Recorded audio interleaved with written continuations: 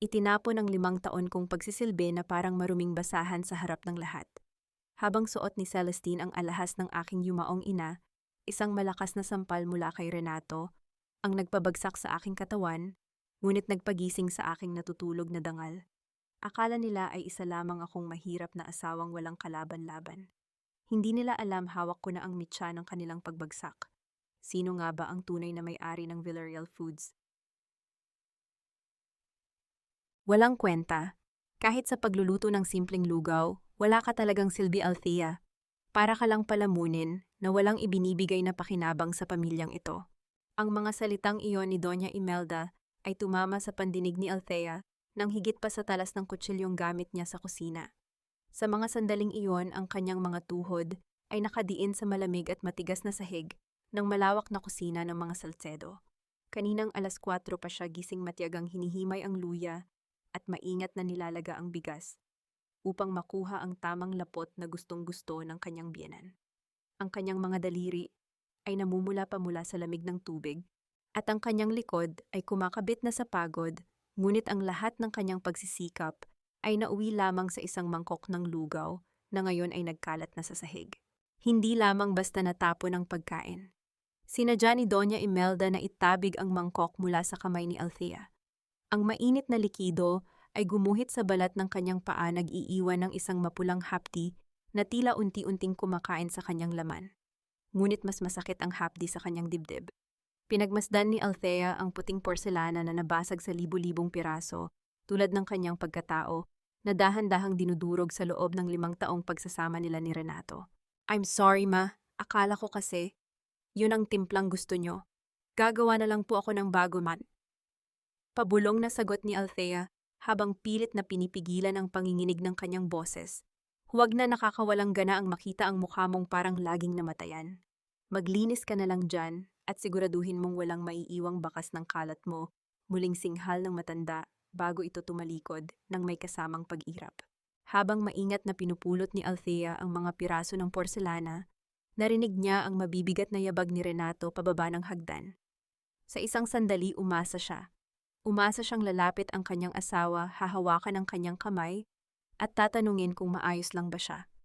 Ngunit nang iangat niya ang kanyang paningin, ang nakita niya lamang ay ang malamig at walang pakialam na mga mata ng lalaking tinalikuran niya ang lahat para lamang makasama. Althea, why is it so messy here? Ang aga-aga ang dumi na naman ng kusina. Can't you just do one thing right? Irritableng sabi ni Renato habang inaayos ang kanyang mamahaling suit. Renato, napaso ang paa ko. Ang mama mo hindi niya nagustuhan ang, "Stop it, Althea. I don't have time for your dramas." Palagi mo na lang isinisisi kay mama ang pagkukulang mo bilang asawa, pagputol ni Renato sa kanyang sasabihin. Lumapit ang lalaki hindi para tulungan siya, kundi para kumuha ng isang basong tubig. Anyway, I need you to give me your emerald necklace. Yung binigay ni Papa sa'yo, I need to liquidate some assets for a very important investment sa kumpanya. It's for our future. Napatigil ang kamay ni Althea. Ang kwintas na iyon ang huling alaala ng kanyang yumaong ina na ibinigay ng kanyang ama bago ito pumanaw. Pero Renato, iyon na lang ang natitira sa akin. Sabi mo last month okay na ang finances ng Villarreal Foods. Don't question me, Althea, isang investment lang ito and everything will be back to normal. Do you want us to lose everything? Isang pirasong alahas lang, yun huwag mong ipagkait sa ikabubuti ng pamilyang ito. Be a supportive wife for once. Git ni Renato, ang kanyang boses ay puno ng manipulasyon na laging nagpaparamdam kay Althea na siya ang laging nagkakamali. Tumayo si Althea, tinitiis ang kirot sa kanyang paa at ang bigat sa kanyang puso. Tumungo siya sa kanilang silid at kinuha ang kwintas. Habang ibinibigay niya ito kay Renato, naramdaman niya ang isang kakaibang lamig na dumadaloy sa kanyang mga ugat. Ngunit habang inilalagay ni Renato ang alahas sa kanyang bulsa, isang maliit na pirasong papel ang aksidenteng nalaglag mula sa kanyang Amerikana. Yumuko si Althea upang pulutin ito, iniisip na baka mahalagang dokumento ito ng kumpanya. Ngunit ang kanyang mundo ay tila huminto nang mabasa ang nakasulat. Isa itong resibo mula sa isang sikat na jewelry store, isang diamond bracelet na nagkakahalaga ng milyon-milyon at ang petsa ay noong nakaraang linggo lang. Ang pangalan sa recipient column ay hindi sa kanya. Celestine, bulong ng kanyang isip. Ang pangalang iyon ay tila isang lason na dahan-dahang kumalat sa kanyang sistema. Si Celestine ang babaeng laging kasama ni Renato sa mga business meetings, ang babaeng laging tinatawag ni Renato na just a colleague. Bumalik ang kanyang tingin kay Renato na ngayon ay nagmamadali ng lumabas ng pinto. Hindi man lang siya nilingon para magpasalamat. Ang kwintas ng kanyang ina ay gagamitin pala para sa isang investment. O baka naman para sa isa pang regalo sa babaeng dahan-dahang umaagaw sa lahat ng sa kanya. Nanatiling nakatayo si Althea sa gitna ng kusina. Hawak ang resibong tila naging isang mainit na uling sa kanyang palad. Pinagmasdan niya ang sarili sa refleksyon ng hurnong bakal ang kanyang buhok, nagulugulo ang kanyang simpleng duster, na may mantsa ng lugaw at ang kanyang mga matang puno ng luhang hindi na magawa pang umagos. Ito ba ang kapalit ng kanyang katahimikan? Ito ba ang halaga ng kanyang sakripisyo para sa lalaking inakala niyang magiging sandigan niya? Isang tanong ang paulit-ulit na humahampas sa kanyang kaisipan. Isang tanong na may kasamang pait ng katotohanan. Hanggang kailan ko kailangang mamatay ng paulit-ulit sa loob ng bahay na ito bago ko matutunang mabuhay para sa sarili ko? Saan ka pupunta? Hindi pa tapos ang mga gawain dito sa bahay, Althea. Akala mo ba ay reyna ka na dahil wala ang asawa mo? Ang boses ni Doña Imelda ay parang isang latigo na humahampas sa katahimikan ng sala. Nakatayo ang matanda sa itaas ng hagdan, ang kanyang mga kamay ay nakapatong sa balisbasa habang matalim ang tingin sa suot na simpleng cardigan ni Althea. Mapupuntahan ko lang po si Papa sa ospital. Sabi ng nurse, kailangan daw po siya ma-monitor ng maigi ngayon. Mahinahong sagot ni Althea, bagamat ang kanyang puso ay kumakaba sa takot na baka pigilan siya nito. Ospital, nag-iinarte lang ang matandang iyon para makahingi pa ng pera kay Renato. Alam mo namang hirap na ang kumpanya tapos dadagdag pa kayo. Maglinis ka na lang ng mga bintana. Mas may pakinabang pa iyon kaysa sa pag-upo mo sa tabi ng isang hihingalo na walang pakundangan na sagot ng matanda. Kumuyom ang mga palad ni Althea. Ang bawat salita ni Imelda ay tila dinuduraan ang dangal ng kanyang ama, ang lalaking nagbuwis ng pawis at dugo. Para itayo ang kumpanyang ngayon, ay nilulustay lamang ni Renato. Hindi na sumagot si Althea. Sa unang pagkakataon, tinalikuran niya ang kanyang biyenan at dire-diretsong lumabas ng pinto. Narinig pa niya ang mga pagsigaw at pagmura ni Imelda, ngunit mas malakas ang tawag ng kanyang dugo. Pagdating sa ospital, ang amoy ng disinfectant at ang malamig na hangin ng pasilyo ay tila sumakal sa kanyang lalamunan. Sa loob ng room 400 at 2 nakita niya ang kanyang ama, si Don Arsenio Villarreal. Ang lalaking dati ay kinatatakutan at iginagalang sa buong Pampanga, ay ngayon ay payat na payat balot ng mga tubo at tila isang kandilang unti-unting nauubos ang ningas. Dahan-dahang lumapit si Althea at hinawakan ang nangangatal na kamay ng ama. Pa, nandito na po ako. Dahan-dahang imulat ni Don Arsenio ang kanyang mga mata. Nang makita ang anak, isang pilit na ngiti ang gumuhit sa kanyang labi, ngunit mabilis itong napalitan ng pag-aalala nang mapansin ang pamumula sa paa ni Althea mula sa pasong natamo niya kanina. Althea, anak, hirap na salita ng matanda. Ang iyong mga mata, bakit puno ng pait? Hindi ba mabuti ang trato sa iyo ni Renato? Napayuko si Althea. Gusto niyang sumigaw, gusto niyang sabihin ang lahat ng panlalait ang tungkol sa resibo at ang pagkawala ng kwintas ng kanyang ina. Pero ayaw niyang mamatay ang kanyang ama sa sobrang sama ng loob. Okay lang po kami pa, pagod lang po siguro sa bahay. Umiling si Don Arsenio. Ang kanyang paghinga ay naging mababaw at mabilis. Huwag kang magsinungaling sa akin. Alam ko ang lason sa dugo ng mga Salcedo. Masyado akong naging kampante. Akala ko ay proteksyon ang ibinibigay ko sa iyo nang payagan ko ang kasal na ito. Hinawakan ng matanda ng mahigpit ang kamay ni Althea. Ang kanyang mga kuko ay bahagyang bumaon sa balat ng anak dahil sa desperasyon. Makinig ka, Althea. Huwag kang papayag na maging alikabok sa ilalim ng kanilang mga paa. Sa ating lumang bahay sa San Fernando, sa ilalim ng lumang piano na paborito mong tugtugin, may isang lihim na kompartimento. Napatigil ang paghinga ni Althea. Ang lumang piano na iyon ay ang tanging bagay na hindi niya ipinalipat sa mansion ng mga Salcedo dahil ayaw niyang madungisan ng kanilang presensya. Nandoon ang mga dokumentong hindi alam ni Renato. Ang tunay na testamento ko, Althea. Ang kumpanya, ang Villarreal Foods, ay hindi sa kanya. Sinasabi niya sa iyong nalulugi tayo, ngunit ang totoo ay ninanakawan niya ang kaba ng kumpanya para sa sarili niyang luho. Anak, bawiin mo ang lahat. Huwag mong hayaang mamatay ang alaala ko sa kamay ng isang ahas. Isang sunod-sunod na tunog mula sa monitor, ang bumasag sa katahimikan ng kwarto, ang linya sa screen, ay dahan-dahang nagiging patag. Natataranta si Althea habang tinatawag ang mga nurse. Ngunit ang kanyang ama ay nanatiling nakatitig sa kanya, tila inililipat sa kanya ang huling natitirang lakas nito. Mag-ingat ka kay Maris, siya lang ang mapagkakatiwalaan mo. Iyon ang huling bulong ni Don Arsenio bago tuluyang pumikit ang kanyang mga mata. Papapa, huwag niyo po akong iwan. Ang sigaw ni Althea ay umalingaw-ngaw sa buong kwarto, isang pagsusumamo na hindi nasasagutin ng katahimikan ng kamatayan. Habang ang mga doktor ay nagkakagulo sa paligid ng kanyang ama, nanatiling nakatulala si Althea. Ang sakit na naramdaman niya kanina sa kusina ay wala pang kalahati sa hapdi ng pagkakaulila ngayon. Ngunit sa gitna ng kanyang pagluha, isang apoy ang nagsimulang mag-alab sa kanyang dibdib.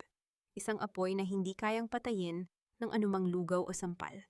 Dali-daling lumabas si Althea ng ospital. Ang isip ay nakatuon lamang sa lumang piano sa San Fernando. Ngunit habang papasakay siya sa taxi, isang itim na sasakyan ang dahan-dahang huminto sa tapat niya. Bumaba ang salamin nito at nakita niya ang nanlilisik na mga mata ni Renato. Sabi ko sa'yo, huwag kang aalis ng bahay, di ba? Malamig na sabi ni Renato. And why are you crying? Is the old man finally dead? Good. Ngayong wala na siya, wala ka na talagang kakampi sa mundong ito kundi ako, Sakay. Tumingin si Althea sa kanyang asawa, ang lalaking naging dahilan ng kanyang pagdurusa. Ang lalaking ngayon ay tila isang estranghero na may bitbit na tanikala.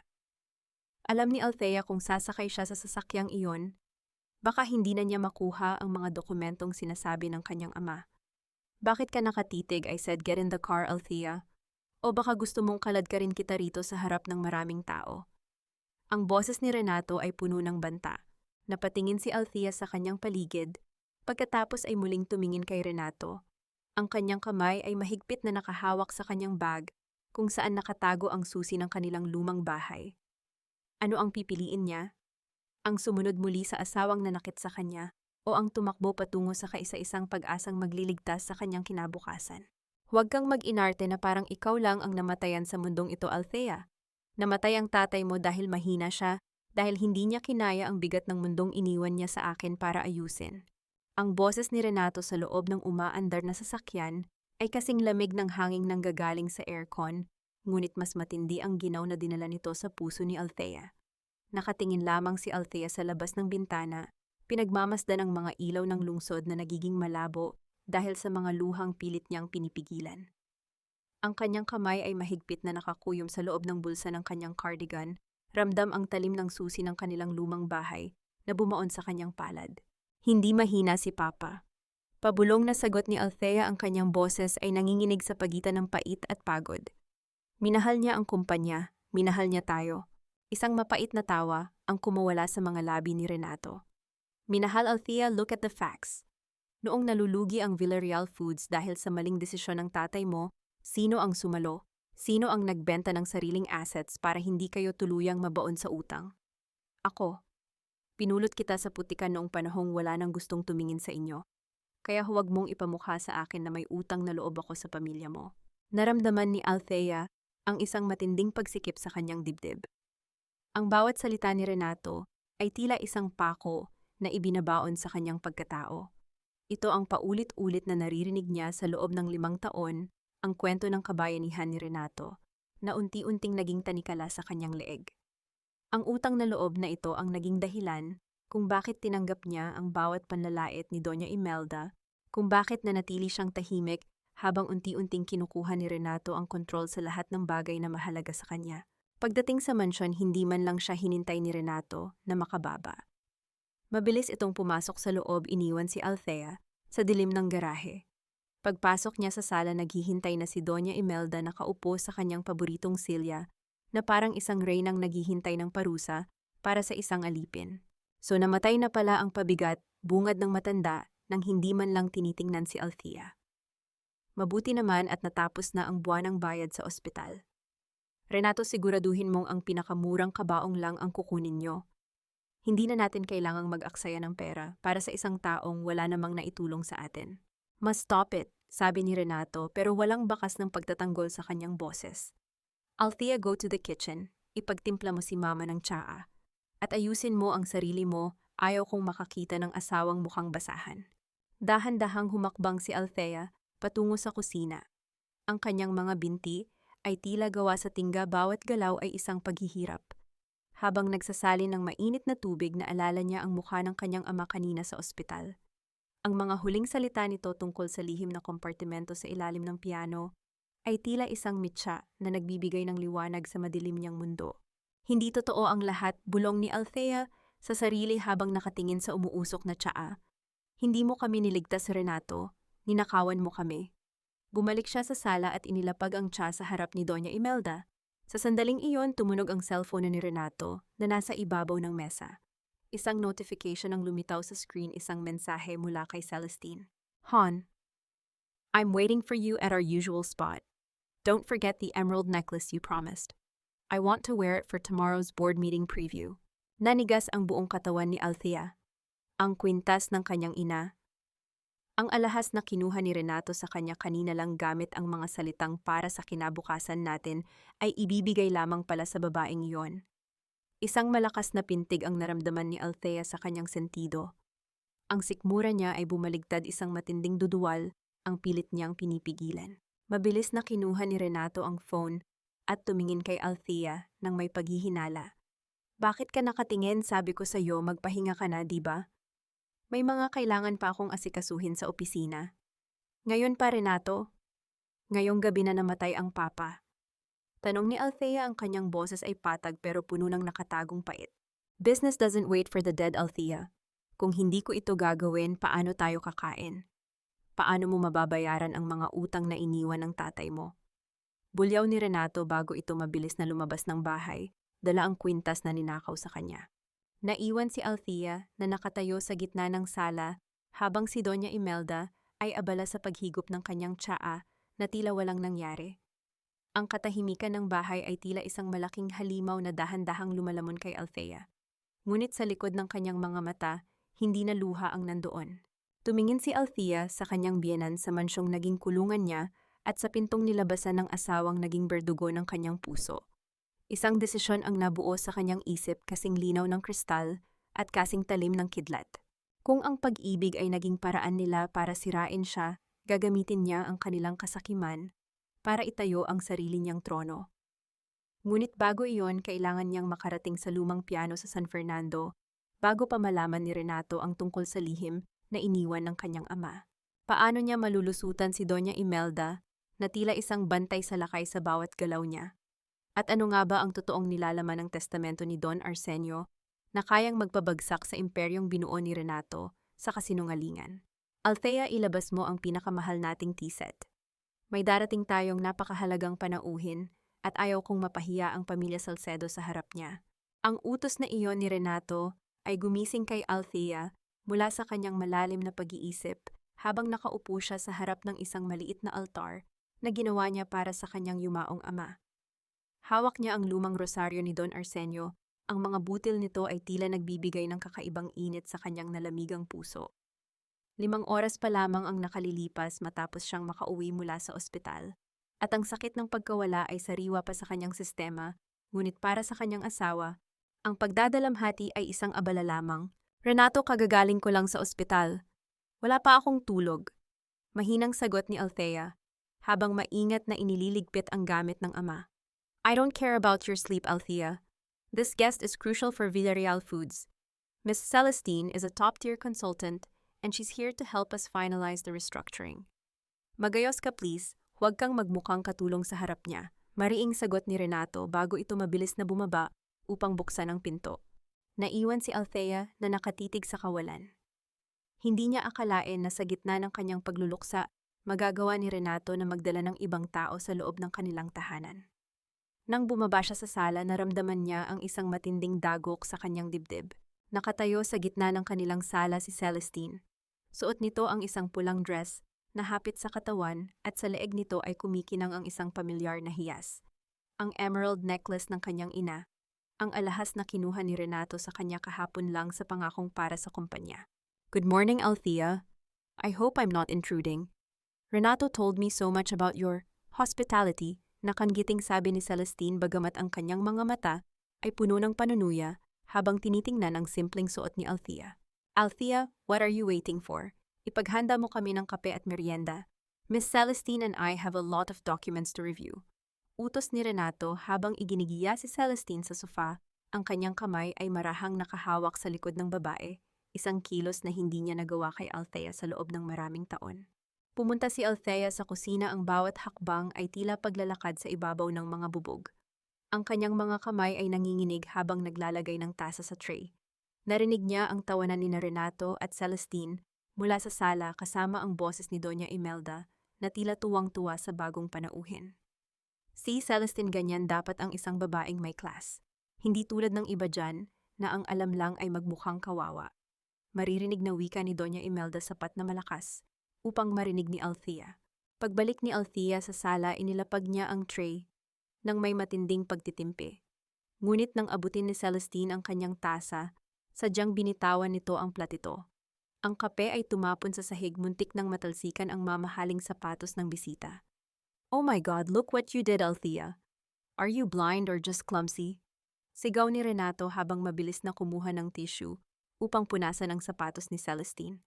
I'm sorry, she's just a bit stressed because of her father's death. Pakunwaring pagtatanggol ni Celestine, ngunit ang kanyang mga mata ay nananatiling nakatitig sa kwintas na suot niya, tila ipinapamukha kay Althea ang kanyang tagumpay. Anyway, Renato, we should talk about that property in San Fernando. Sabi mo kailangan nating ibenta yun para makover ang losses ng Villarreal Foods, right? Napatigil ang mundo ni Althea nang marinig ang San Fernando. Iyon ang lugar kung nasaan ang kanilang lumang bahay, kung nasaan ang piano.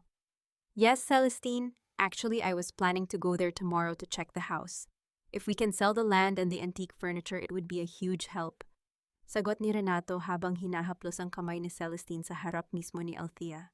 Naramdaman ni Althea ang isang matinding panginginig sa loob ng kanyang katawan.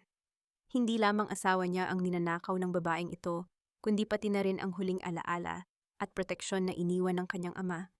Ang galit na matagal niyang kinulong ay tila isang bulkang dahan-dahang nagbabaga. Hindi niyo pwedeng ibenta ang bahay sa San Fernando. Sa akin nakapangalan ang lupang iyon. Matigas na sabi ni Althea, ang kanyang boses ay hindi na nanginginig bagkus ay puno ng isang bagong klaseng lakas. Tumawa ng malakas si Doña Imelda. Sa'yo, Althea, lahat ng pag-aari ng mga Villarreal ay hawak na ni Renato. Nakalimutan mo na ba ang mga papeles na pinirmahan mo noong nakaraang taon? Tumingin si Althea kay Renato at doon niya nakita ang isang ngising mapangapi. Sa sandaling iyon, naintindihan niya ang lahat. Ang pagiging mabuti ni Renato noon ay isang mahabang laro lamang upang makuha ang lahat ng sa kanya. Magpahinga ka na lang, Althea. Bukas pupunta kami ni Celestine sa San Fernando upang ayusin ang bentahan. Huwag mo na kaming gambalain, sabi ni Renato nang hindi man lang siya tinitingnan.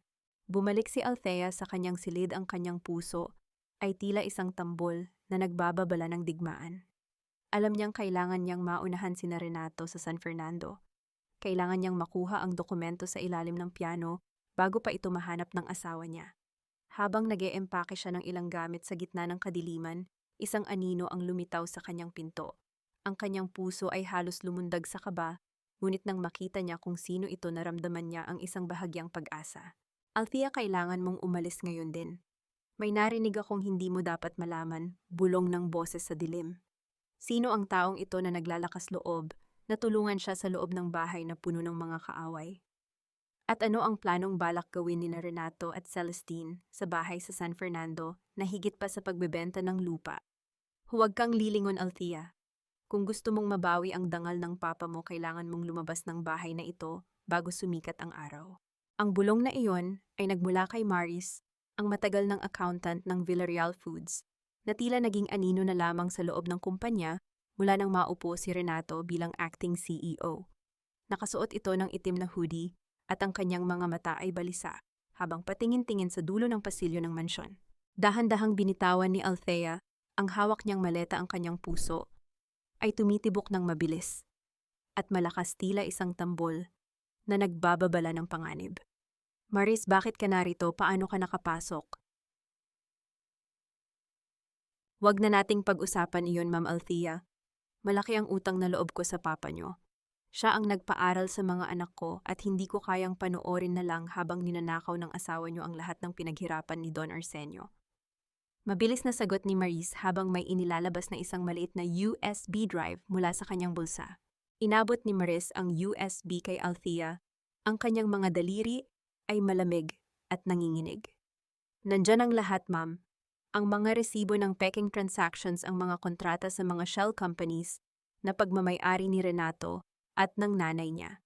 Pero ang pinakamasama, ginamit nila ang digital signature mo para magmukhang ikaw ang nag-utos ng lahat ng paglilipat ng pondo. Naramdaman ni Althea ang isang matinding lamig na gumapang sa kanyang buong katawan.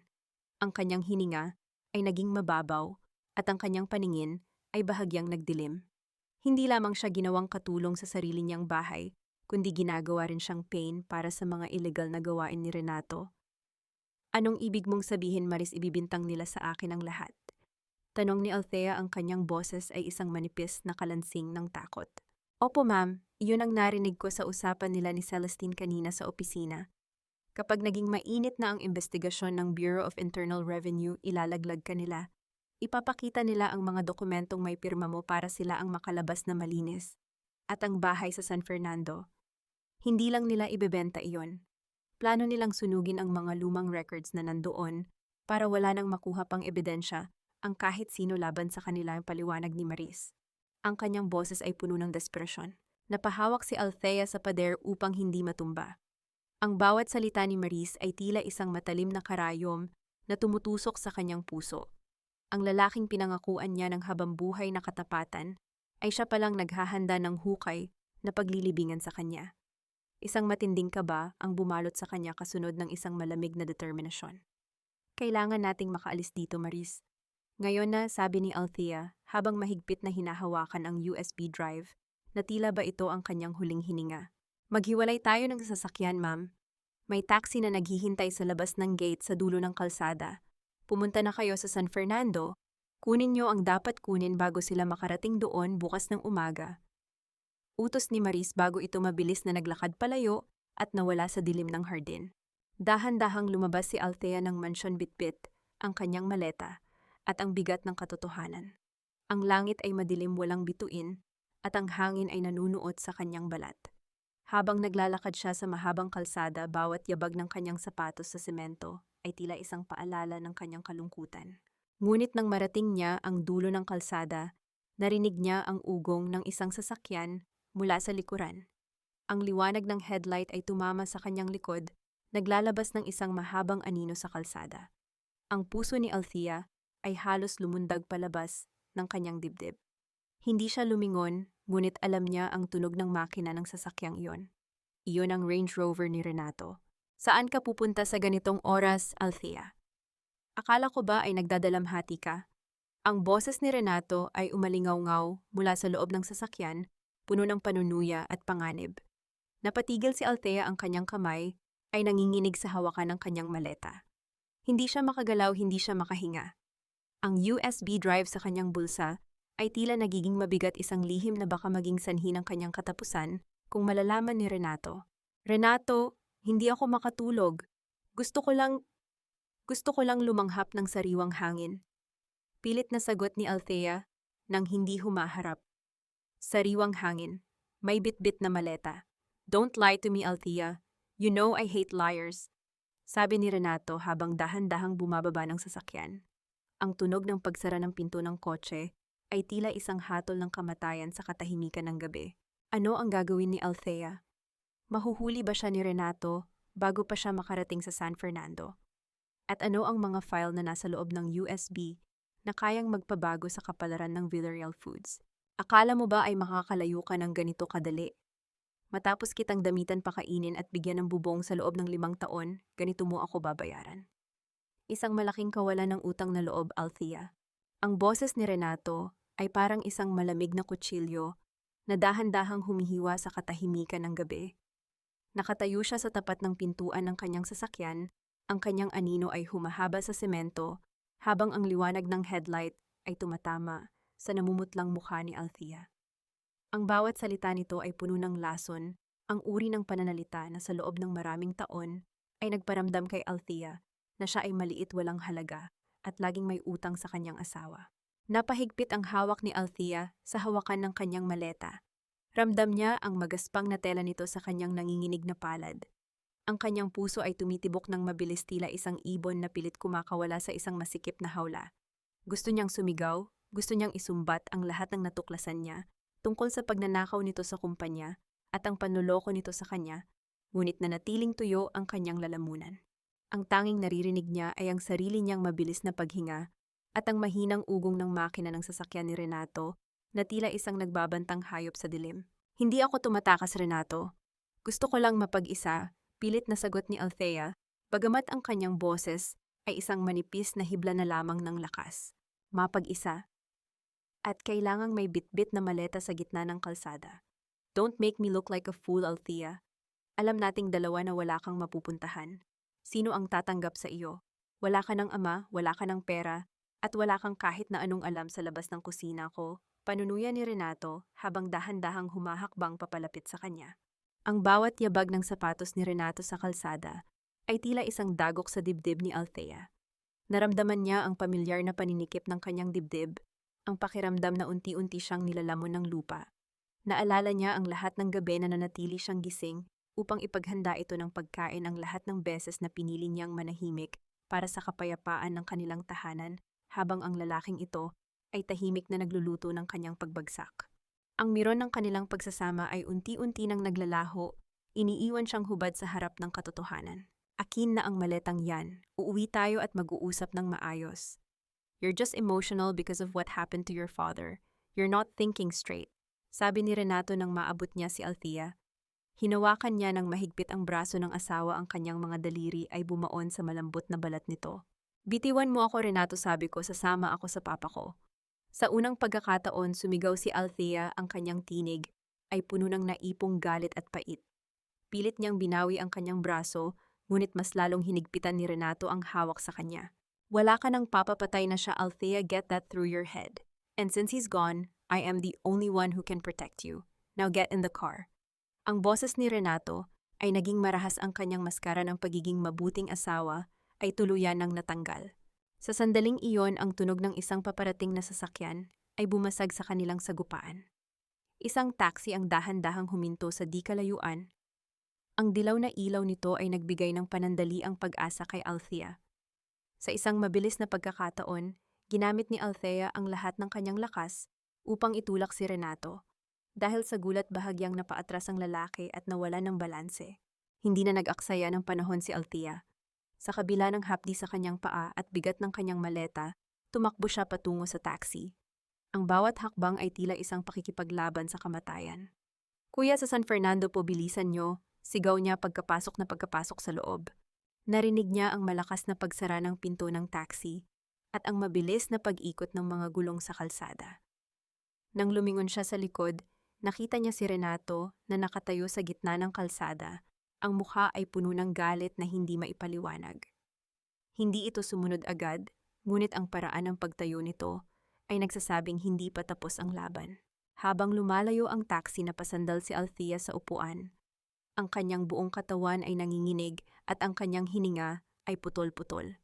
Hawak-hawak niya ang kanyang braso na may bakas pa ng mahigpit na pagkakahawak ni Renato.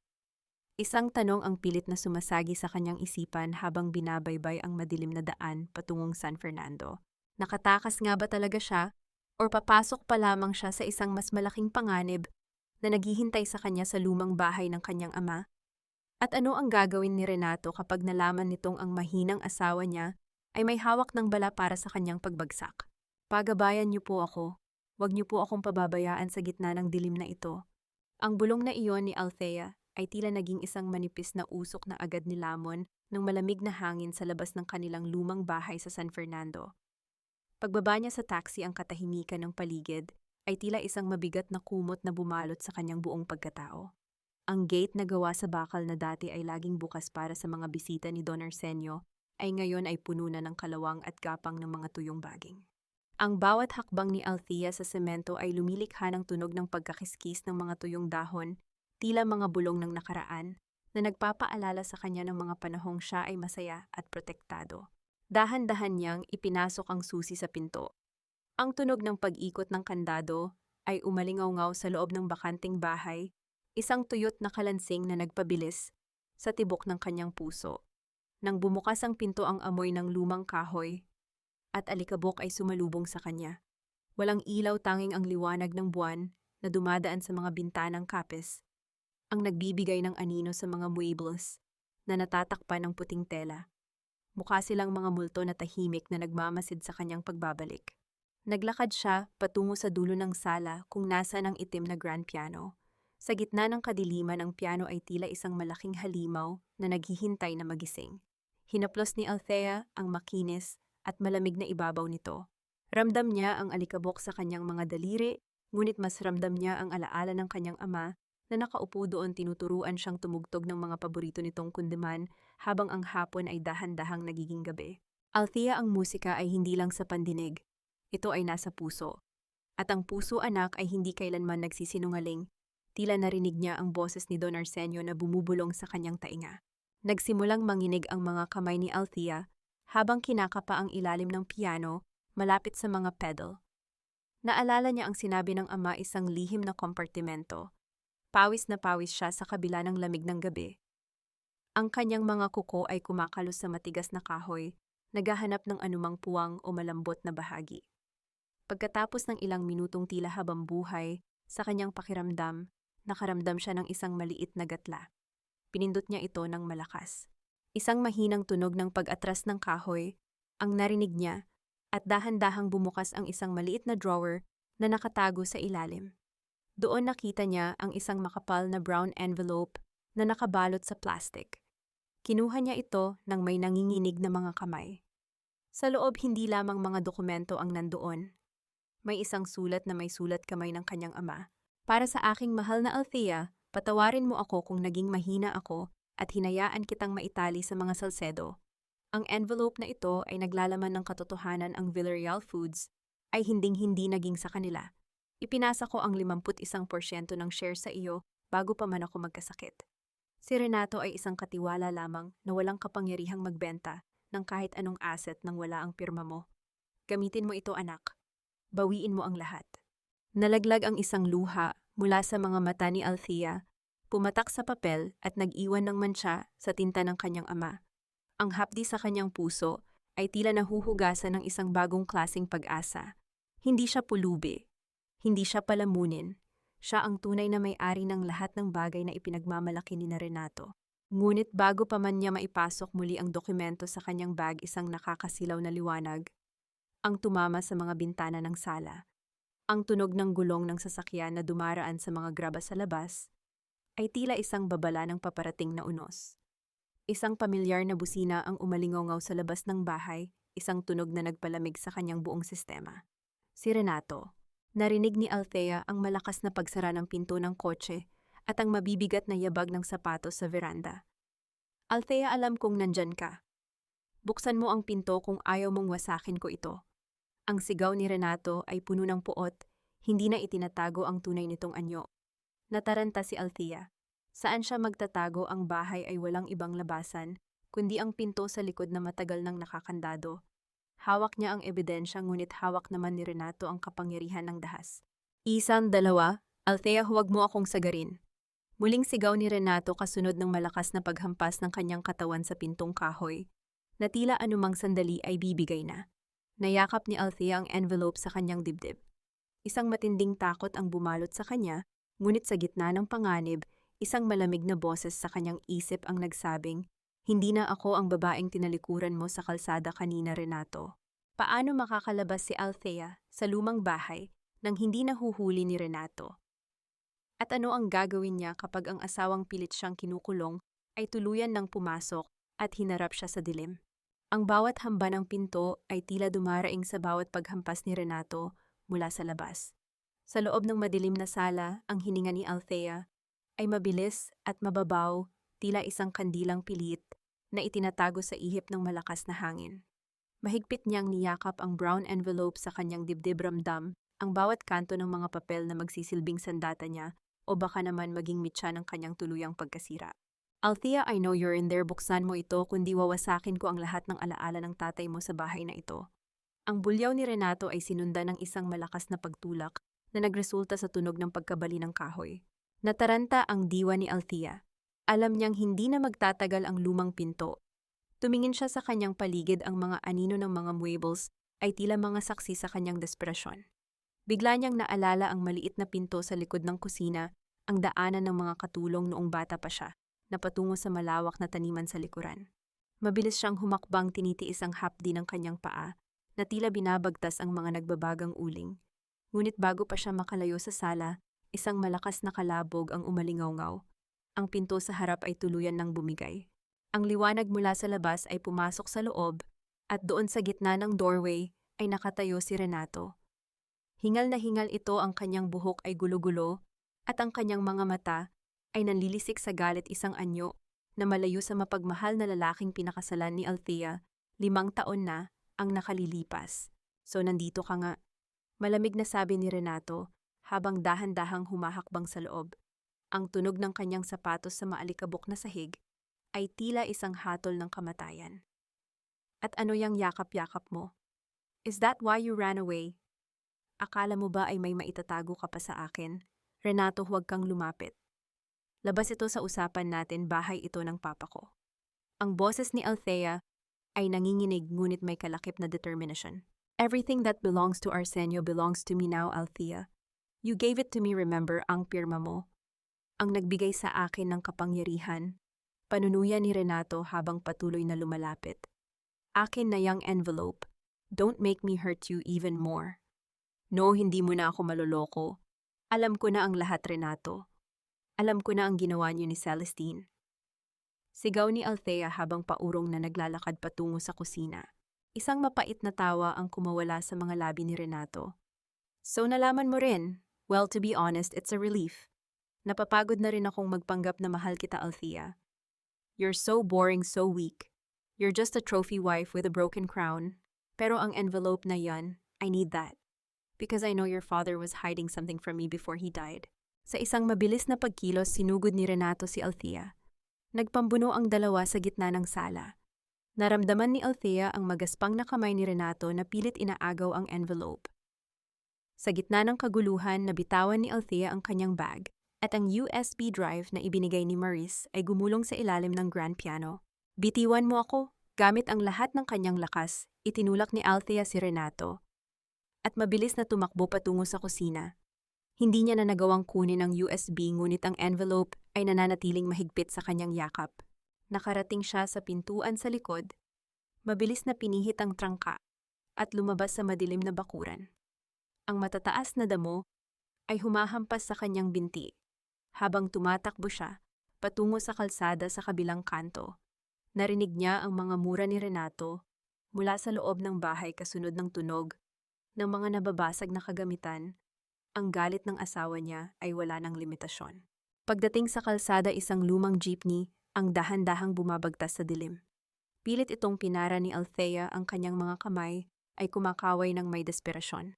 Pagkasakay niya, napasandal siya sa upuan, ang kanyang puso ay tila sasabog sa sobrang kaba. Tumingin siya sa bintana at nakita niya ang silweta ng kanyang lumang bahay na dahan-dahang lumiliit sa dilim. Ligtas na ang mga dokumento, ngunit ang USB drive na naglalaman ng mga ilegal na ebidensya ni Renato ay naiwan sa loob. Isang matinding panghihinayang ang bumalot kay Althea. Ngunit habang tinitingnan niya ang brown envelope, isang bagay ang napansin niya. Sa likod ng sulat ng kanyang ama, may nakasulat na isang address at isang pangalan, Attorney Victor Santiago, The Guardian. Sino si Attorney Victor at bakit ito tinawag ng kanyang ama na The Guardian? Habang papalayo ang jeepney, isang pamilyar na sasakyan ang biglang sumulpot sa likuran ng Range Rover ni Renato at tila balak nitong sagasaan ang jeepney na kinalululanan ni Althea. Kuya, bilisan niyo po, hinahabol tayo. Sigaw ni Althea sa driver habang ang liwanag ng headlight ni Renato ay tumatama sa side mirror, tila isang mata ng halimaw na ayaw siyang pakawalan. Magagawa nga ba ni Althea na makarating sa abogado bago siya maabutan ng nagngangalit na asawa. At ano ang gagawin ni Renato kapag nahanap nito ang USB drive na naiwan ni Althea sa ilalim ng piano? Ibigay mo sa akin ang dokumentong iyan, Althea, at baka mapatawad pa kita. Huwag mong sagarin ang pasensya ko. Ang sigaw ni Renato ay umalingaw-ngaw mula sa bintana ng kanyang sasakyan, kasabay ng nakasisilaw na liwanag ng headlight na tumatama sa loob ng lumang jeepney. Sa bawat pagkabig ng manibela ni Renato, tila lumiliit ang mundo ni Althea. Ang amoy ng krudo at ang mausok na hangin sa loob ng jeepney ay humahalo sa malapot na takot na bumabalot sa kanyang lalamunan. Napasandal si Althea sa matigas na upuan, ng kanyang mga daliri ay bumaon sa suot na cardigan habang pinoprotektahan ang envelope na tila ba ito ang kanyang sariling buhay.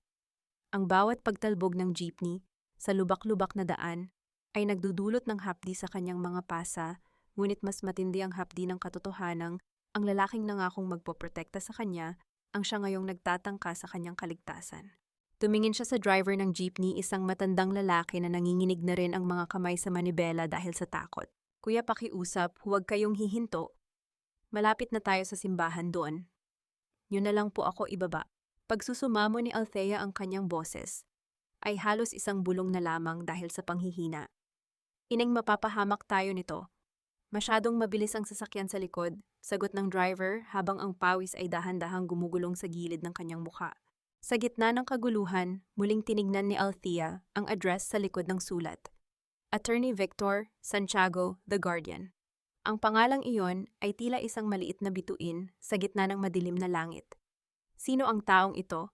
Bakit siya tinawag na tagapangalaga ng kanyang ama? Sa bawat segundong lumilipas, ramdam ni Althea ang unti-unting pagkagunita ng kanyang diwa. Naalala niya ang mga hapon noong bata pa siya. May isang lalaking laging bumibisita kay Don Arsenio, isang lalaking may matatalas na mata, ngunit may malambot na ngiti. Biglang humarurot ang Range Rover ni Renato at pilit na hinarangan ang dinadaanan ng jeepney. Isang malakas na tunog ng pagpreno ang bumasag sa katahimikan ng gabi, dahilan upang halos mapasubsob si Althea sa sahig ng sasakyan. Ang puso niya ay tila sasabog na sa sobrang kaba nang makitang bumaba si Renato. Ang mukha ay pulang-pula sa galit habang naglalakad patungo sa likuran ng jeepney. Baba, Althea, hindi mo alam kung anong pinapasok mo. Sigaw ni Renato habang hinahawakan ang bakal na barandilya ng jeepney. Ngunit bago pa man mahawakan ni Renato ang braso ni Althea, isang kulay abong sasakyan ang biglang huminto sa kabilang panig ng kalsada. Isang lalaking may edad na ngunit matikas ang tindig ang bumaba. Ang kanyang presensya ay tila nagpatahimik sa paligid. Renato Salcedo, bitawan mo ang asawa mo bago ko tawagin ang mga awtoridad sa kasong harassment at kidnapping, malamig na wika ng lalaki. Ang kanyang boses ay patagwalang emosyon, ngunit puno ng awtoridad. Napatigil si Renato. Ang kanyang mga mata ay nanlaki sa gulat at bahagyang takot. Attorney Santiago, anong ginagawa niyo rito? Domestic issue ito, huwag kayong makialam. Hindi na ito domestic issue kapag ang kliyente ko ay nasa panganib. Sagot ni Attorney Victor habang dahan-dahang lumalapit sa jeepney at inaalalayan si Althea na bumaba. Naramdaman ni Althea ang mainit at matatag na kamay ng abogado. Sa sandaling iyon, ang lahat ng takot at pagod na kinimkim niya ay tila biglang bumagsak. Napahagulgol siya sa balikat ng matanda, ang kanyang buong katawan ay nanginginig sa pagitan ng ginhawa at matinding kalungkutan. Ligtas ka na, Althea. Kanina pa kita hinihintay. Ang iyong ama, alam niyang darating ang gabing ito, bulong ni Attorney Victor habang iginigiya siya patungo sa kanyang sasakyan. Naiwan si Renato sa gitna ng kalsada, ang kanyang mga kamao ay nakakuyom habang pinapanood silang lumayo. Ang galit sa kanyang mga mata ay napalitan ng isang mapanganib na pananahimik. Alam niya ngayong kasama na ni Althea ang Guardian. Ang lahat ng kanyang mga kasinungalingan ay nanganganib ng mabunyag. Habang nasa loob ng sasakyan ni Attorney Victor, nakatingin si Althea sa labas ng bintana. Ang kanyang isip ay bumalik sa lumang bahay sa San Fernando. Ang USB drive na naglalaman ng mga ebidensya ng pagnanakaw ni Renato, naiwan ito sa ilalim ng piano. Kung mahanap iyon ni Renato, mawawalan siya ng alas para ipakulong ang asawa. Attorney, may naiwan ako sa bahay, isang USB, kailangan nating makuha iyon, pabulong na sabi ni Althea. Huwag kang mag-alala, Althea. May mga tao na ako doon, sagot ni Attorney Victor, ngunit ang kanyang muka ay biglang naging seryoso. Pero may isang bagay na kailangan mong malaman. Ang testamento ng iyong ama, hindi lang tungkol sa kumpanya ang nakasulat doon. May isang sikretong mas malalim pa sa perang ninakaw ni Renato. Anong sikreto ang tinutukoy ni Attorney Victor? At paano ito makakaapekto sa planong paghihiganti ni Althea? Sa bawat pag-ikot ng gulong patungo sa kaligtasan, ramdam ni Althea na ang tunay na bagyo ay magsisimula pa lamang. Ang akala mo ay utang na loob, Althea, ay isang malupit na panlilinlang. Hindi kanya iniligtas.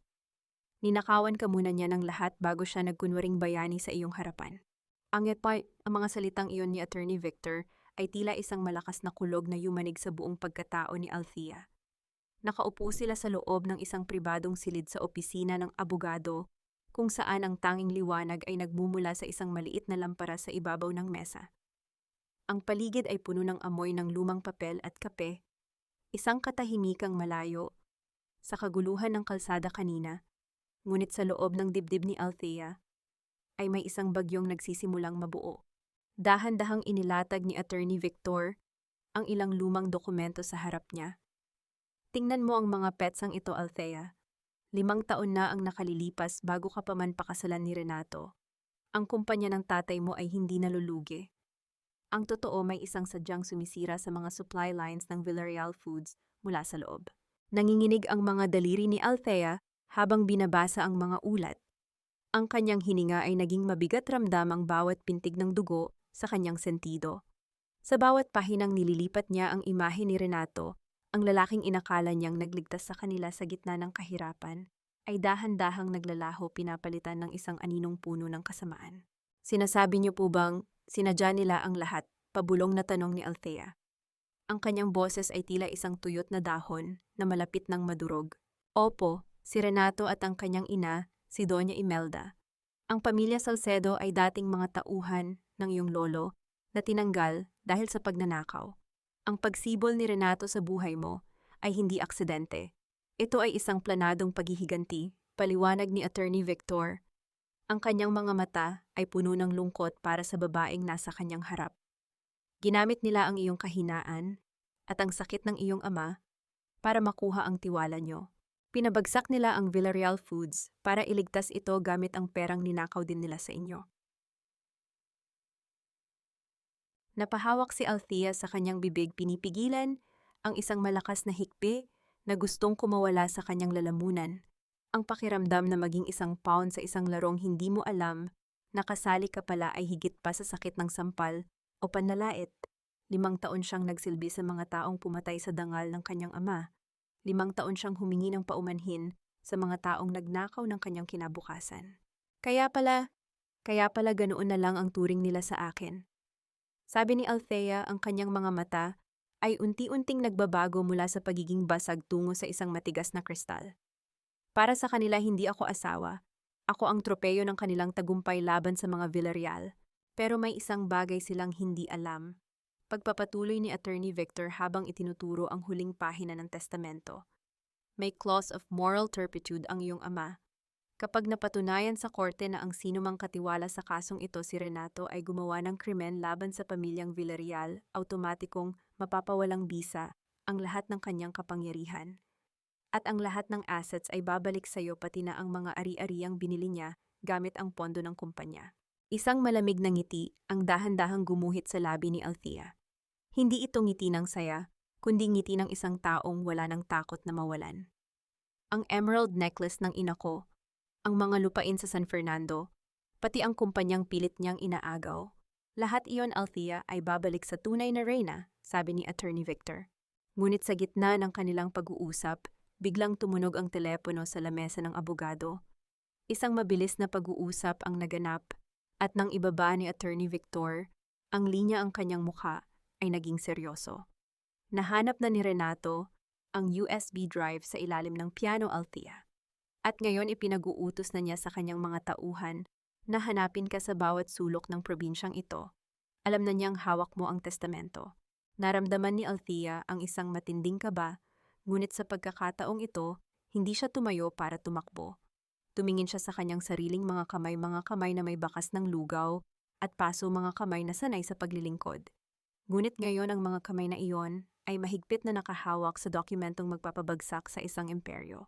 Hayaan mo siyang maghanap, Attorney Santiago.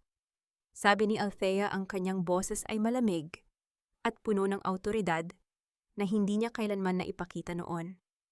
Dahil bukas sa gabi ng anibersaryo ng kumpanya ako ang magpapakita sa kanya. At sa harap ng lahat ng taong niloko niya, ibabalik ko sa kanya ang bawat sakit na ibinigay niya sa akin. Paano haharapin ni Althea ang kanyang asawa sa gabi ng anibersaryo nang hindi nanganganib ang kanyang buhay?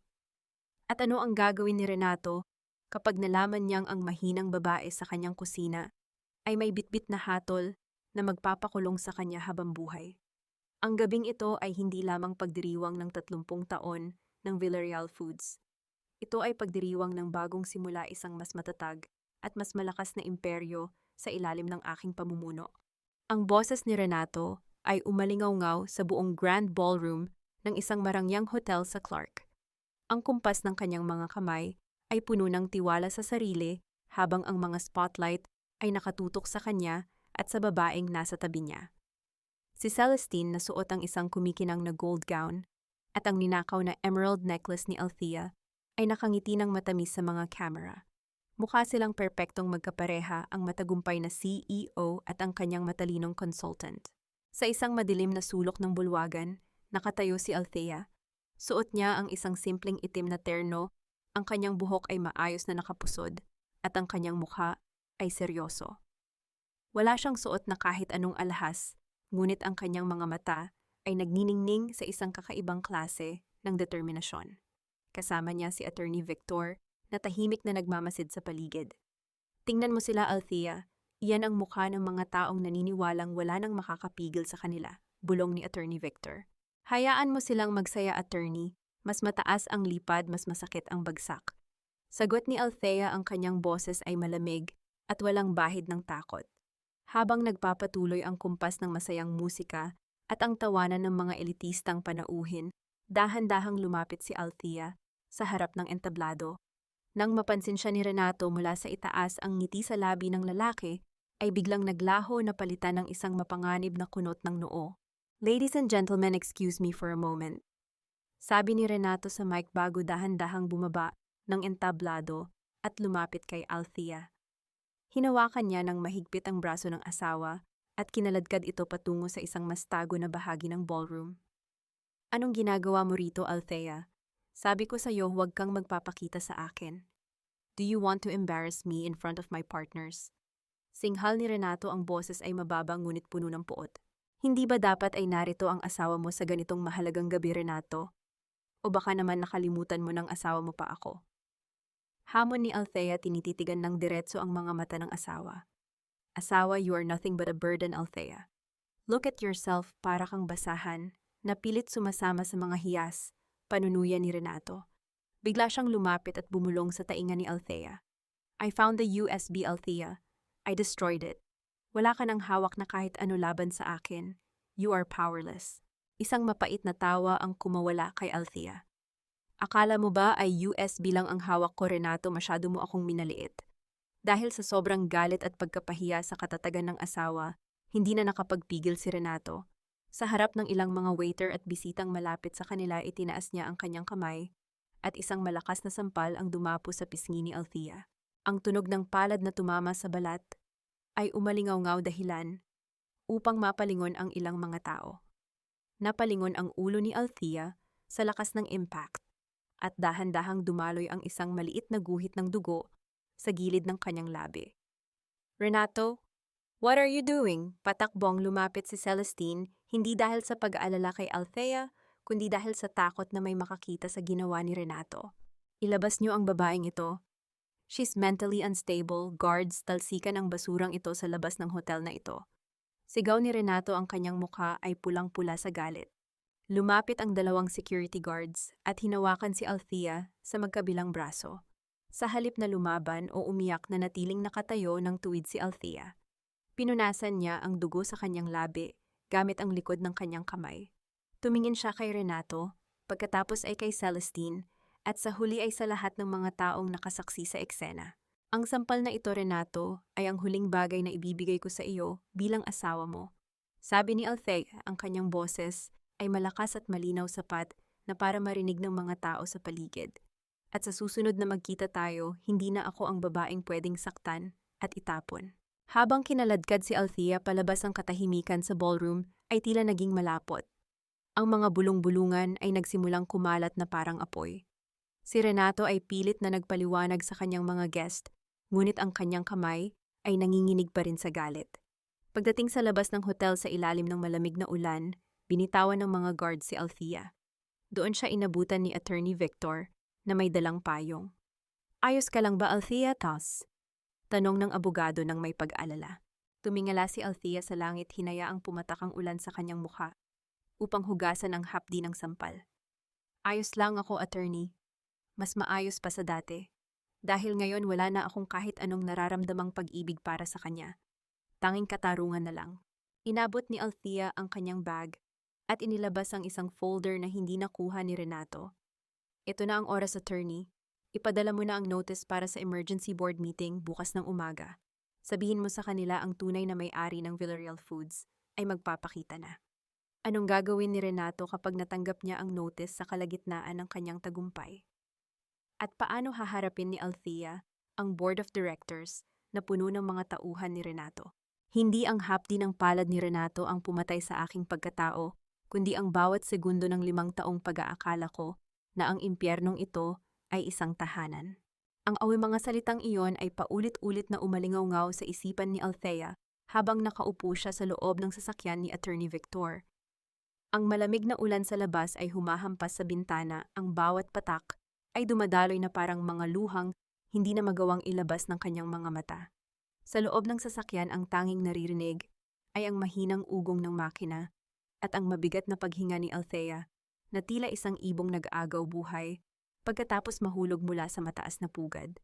Dahan-dahang itinaas ni Althea ang kanyang nanginginig na kamay at hinawakan ang kanyang pisngi. Pakiramdam niya ay may mga bubog na nakabaon sa kanyang balat. Ang pamamanhid ay unti-unting napapalitan ng isang matinding init na nagmumula sa loob, isang apoy ng kahihiyan na hinaluan ng puot. Tiningnan niya ang kanyang refleksyon sa madilim na bintana. Ang babaeng nakikita niya ay may gulugulong buhok, basang damit, at isang pulang marka sa mukha na tila isang selyo ng pagkaalipin. Althea, uminom ka muna ng tubig. Kailangan mong maging malakas para bukas. Malumanay na sabi ni Attorney Victor habang iniabot ang isang bote. Hindi sumagot si Althea. Ang kanyang tingin ay nakapako sa hotel na unti-unting lumiliit sa malayo. Doon sa loob ng kumikinang na ballroom, iniwan niya ang huling piraso ng babaeng naniwala sa pag-ibig. Naalala niya kung paano siya nagpuyat kagabi para lamang ayusin ang mga dokumentong hiningi ni Renato, kung paano niya tiniis ang gutom para masiguradong perpekto ang almusal nito. Ang lahat ng pag-aalagang iyon ay nauwi lamang sa isang marahas na pagtataboy sa gitna ng ulan. Naramdaman niya ang isang matinding paninikip sa kanyang lalamunan. Ang kanyang mga balikat ay dahan-dahang nanginig, at sa gitna ng katahimikan ng sasakyan, isang mahinang hikbi ang kumawala, isang tunog ng pagkabasag na 5 taon niyang itinago sa ilalim ng mga ngiti at pananahimik. Hindi ito iyak ng pagsuko, kundi iyak ng isang kaluluwang dumaan sa apoy, at ngayon ay nagiging abo na lamang ang lahat ng sakit. Attorney, bakit kailangang maging ganito? Pabulong na tanong ni Althea, ang boses ay halos isang gasgas na lamang. I gave him everything, my youth, my family's legacy, my heart. Pero bakit parang basura pa rin ang tingin niya sa akin? Because people like Renato don't see love as a gift, Althea. They see it as a weakness to be exploited. Sagot ni Attorney Victor, ang boses ay puno ng pait. But tomorrow he will realize that your love was the only thing keeping him from the abyss. Dahan-dahang binuksan ni Althea ang folder na kanina pa niya yakap. Sa gitna ng mga legal na dokumento, nakita niya ang isang maliit na litrato ng kanyang ama noong ito ay malakas pa. Si Don Arsenio ay nakangiti, suot ang kanyang paboritong barong, at sa likod nito ay may maikling mensahe. Sa aking prinsesa, ang ginto ay kailangang dumaan sa matinding init bago maging dalisay. Huwag kang matakot sa apoy. Niyakap ni Althea ang litrato, at sa sandaling iyon, ang lamig na kanina pa, nanunuot sa kanyang buto, ay tila napalitan ng isang kakaibang tapang. Ang kanyang mga mata na kanina ay puno ng kalungkutan, ay dahan-dahang naging matalim at malamig na parang asero. Pinunasan niya ang kanyang mukha at inayos ang kanyang terno. Hindi na ako iiyak para sa kanya, attorney. Wala nang kahit isang patak ng luha ang karapat-dapat para sa isang Renato Salcedo tan. Deklarasyon ni Althea. Tumigil ang sasakyan sa tapat ng isang tahimik na safe house. Ngunit bago pa man makababa si Althea, biglang nag-vibrate ang kanyang cellphone. Isang unknown number ang tumatawag. Sa pag-aakalang si Renato ito, balak niya itong baliwalain, ngunit may isang bagay sa kanyang kutob ang nagsabing sagutin ito. Hello, mabuhay na sagot ni Althea. Ma'am Althea, si Maris po ito, ta. Ang boses ng accountant ay punong-puno ng takot at paghingal. Nahanap na nila ang huling file sa computer ko. Alam na ni Renato na magpapakita kayo sa board meeting bukas. Nagpadala siya ng mga tao para siguraduhin na hindi kayo makakarating sa kumpanya ng buhay. Pakiusap, mag-ingat kayo. Biglang naputol ang linya, pinalitan ng isang mahaba at nakatutulig na katahimikan. Napatingin si Althea kay Attorney Victor, ang kanyang mukha ay naging kasing puti ng papel. Paano makakarating si Althea sa board meeting kung ang bawat kanto ng lungsod ay may naghihintay na panganib? At ano ang nangyari kay Maris? Matapos nitong magbigay ng babala, sa gitna ng kadiliman, naramdaman ni Althea na ang laban para sa katarungan ay hindi na lamang tungkol sa kumpanya. Ito ay isa ng pakikipagpatayan para sa kanyang sariling buhay. Ang bawat patong ng kolorete sa aking mukha ay hindi para itago ang aking ganda, kundi para tabunan ang bakas ng karahasan ng lalaking inakala kong aking katuwang. Tinitigan ni Althea ang kanyang refleksyon sa salamin ng maliit na kwarto sa loob ng safe house. Ang pasang iniwan ng sampal ni Renato kahapon ay naging kulay ube na isang mantsa sa kanyang maputing balat. Napilit niyang ikinukubli ng makapal na makeup. Ang kanyang mga kamay ay nanginginig pa rin habang isinusuot ang isang asul na business suit, isang kulay na sumisimbolo sa kapangyarihan at katatagan. Ito ang unang pagkakataon sa loob ng 5 taon na hindi siya magluluto ng almusal o maglilinis ng bahay. Ngayong araw ang kanyang lulutuin ay ang sariling kamatayan ng reputasyon ni Renato Salcedo. Sa labas, ang huni ng mga ibon ay tila isang malungkot na awit ng pamamaalam sa kanyang lumang sarili. Huminga siya ng malalim, ramdam ang bigat ng brown envelope na nasa loob ng kanyang bag. Para sa iyo ito, pa, bulong niya sa hangin. Samantala sa loob ng boardroom ng Villarreal Foods, ang kapaligiran ay puno ng tensyon at usok ng sigarilyo. Nakaupo si Renato sa gitna, suot ang kanyang pinakamahal na suit, habang si Celestine ay nasa kanyang tabi, pilit na itinatago ang kaba sa likod ng isang mapanuring ngiti. Ang mga board members, mga lalaking matatagal ng kasama ni Don Arsenio, ay nagbubulungan, hindi mapakali sa biglaang pagtawag ng pulong. Let's start. I know everyone is confused, but as the acting CEO, I have decided to finalize the sale of our San Fernando assets to cover our debts. Maring pahayag ni Renato, ang kanyang boses ay puno ng peking autoridad. And regarding my wife Althea, I'm sorry to inform you that she is currently undergoing psychiatric evaluation. The loss of her father was too much for her. Isang mahinang ungol ng pagkabigla ang umalingaw-ngaw sa silid. Ngunit bago pa man makapagsalita ang sinuman, ang mabigat na pintuan ng boardroom ay dahan-dahang bumukas. Ang tunog ng pag-atras ng kahoy sa sahig ay tila isang babala na nagpatahimik sa lahat. Pumasok si Althea. Ang tunog ng kanyang takong sa makintab na sahig ay tila bawat tibok ng isang orasan na nagpapahiwatig na tapos na ang oras ni Renato. Nakataas ang kanyang noo, ang kanyang likod ay tuwid na parang isang kawayan sa gitna ng bagyo. Wala sa kanyang mukha ang bakas ng mentally unstable na asawang inilalarawan ni Renato kanina lang. Is that what you told them, Renato, na baliw na ako? Ang boses ni Althea ay malamig, matalim at umalingaw-ngaw sa bawat sulok ng silid. Napatayo si Renato, ang kanyang mukha ay biglang nawalan ng kulay. Althea, anong ginagawa mo rito, guards? Bakit niyo hinayaang pumasok ang babaeng ito? No one is taking me out of this room, Renato. Not today, sagot ni Althea, habang dahan-dahang naglalakad patungo sa dulo ng mesa. Inilapag niya ang kanyang bag at inilabas ang mga dokumento mula kay Attorney Victor. I am here as the majority shareholder of Villarreal Foods. I hold 51% of the total shares transferred to me by my father, Don Arsenio Villarreal, before he passed away. Isang matinding katahimikan ang bumalot sa boardroom. Maging si Celestine ay napabitaw sa kanyang ballpen, ang kanyang mga mata ay nanlaki sa gulat. That's a lie, fake yang mga dokumentong yan, I have the power of attorney. Sigaw ni Renato, ang kanyang boses ay pumiyok sa desperasyon. Gawa-gawa lang yan ng abogado mong bayaran. Boy, pastel. Is it Renato o baka naman nakalimutan mo ang moral turpitude clause sa testamento ni Papa? Lumapit si Althea, ang kanyang mga mata ay nakatitig ng diretso sa asawa. Ang bawat sentimong ninakaw mo sa kumpanya, ang bawat peking transaction na ginamitan mo ng pirma ko, lahat yan ay ebidensya para bawiin ang bawat kapangyarihang ibinigay ko sa iyo. Nanginginig ang mga kamay ni Renato habang binabasa ang mga papel na inihagis ni Althea sa mesa. Ang kanyang mundo na binuo sa loob ng 5 taon, gamit ang kasinungalingan, ay dahan-dahang gumuho sa harap ng kanyang mga mata. Board members, I am calling for an immediate vote to remove Renato Salcedo as the acting CEO and to bar him from entering any property owned by the Villarreal family. Deklarasyon ni Althea, ang kanyang boses ay puno ng awtoridad na hindi kailanman narinig ng sino man sa silid. Ngunit sa gitna ng kanyang tagumpay, isang madilim na ngiti ang biglang lumitaw sa labi ni Renato. Dahan-dahan siyang sumandal sa kanyang upuan at tumingin kay Althea ng may kakaibang kinang sa kanyang mga mata, isang kinang ng isang hayop na wala ng takot na mawalan. You think you won, Althea? You think papers can save you? Bulong ni Renato sapat na para marinig lamang ng asawa. Nakalimutan mo yata?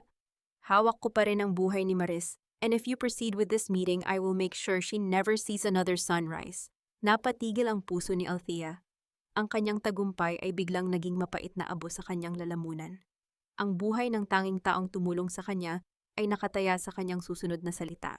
Itutuloy ba ni Althea ang kanyang paghihiganti kahit ang kapalit ay ang buhay ng kanyang kaibigan? O muli siyang luluhod sa harap ng asawang naging berdugo ng kanyang kaligayahan? Akala mo ba, Renato, ay hindi ko pinaghandaan ang bawat dumi ng iyong budhi? Akala mo ba ay hahayaan kitang hawakan ang buhay ng mga taong tapat sa akin nang wala akong ginagawa?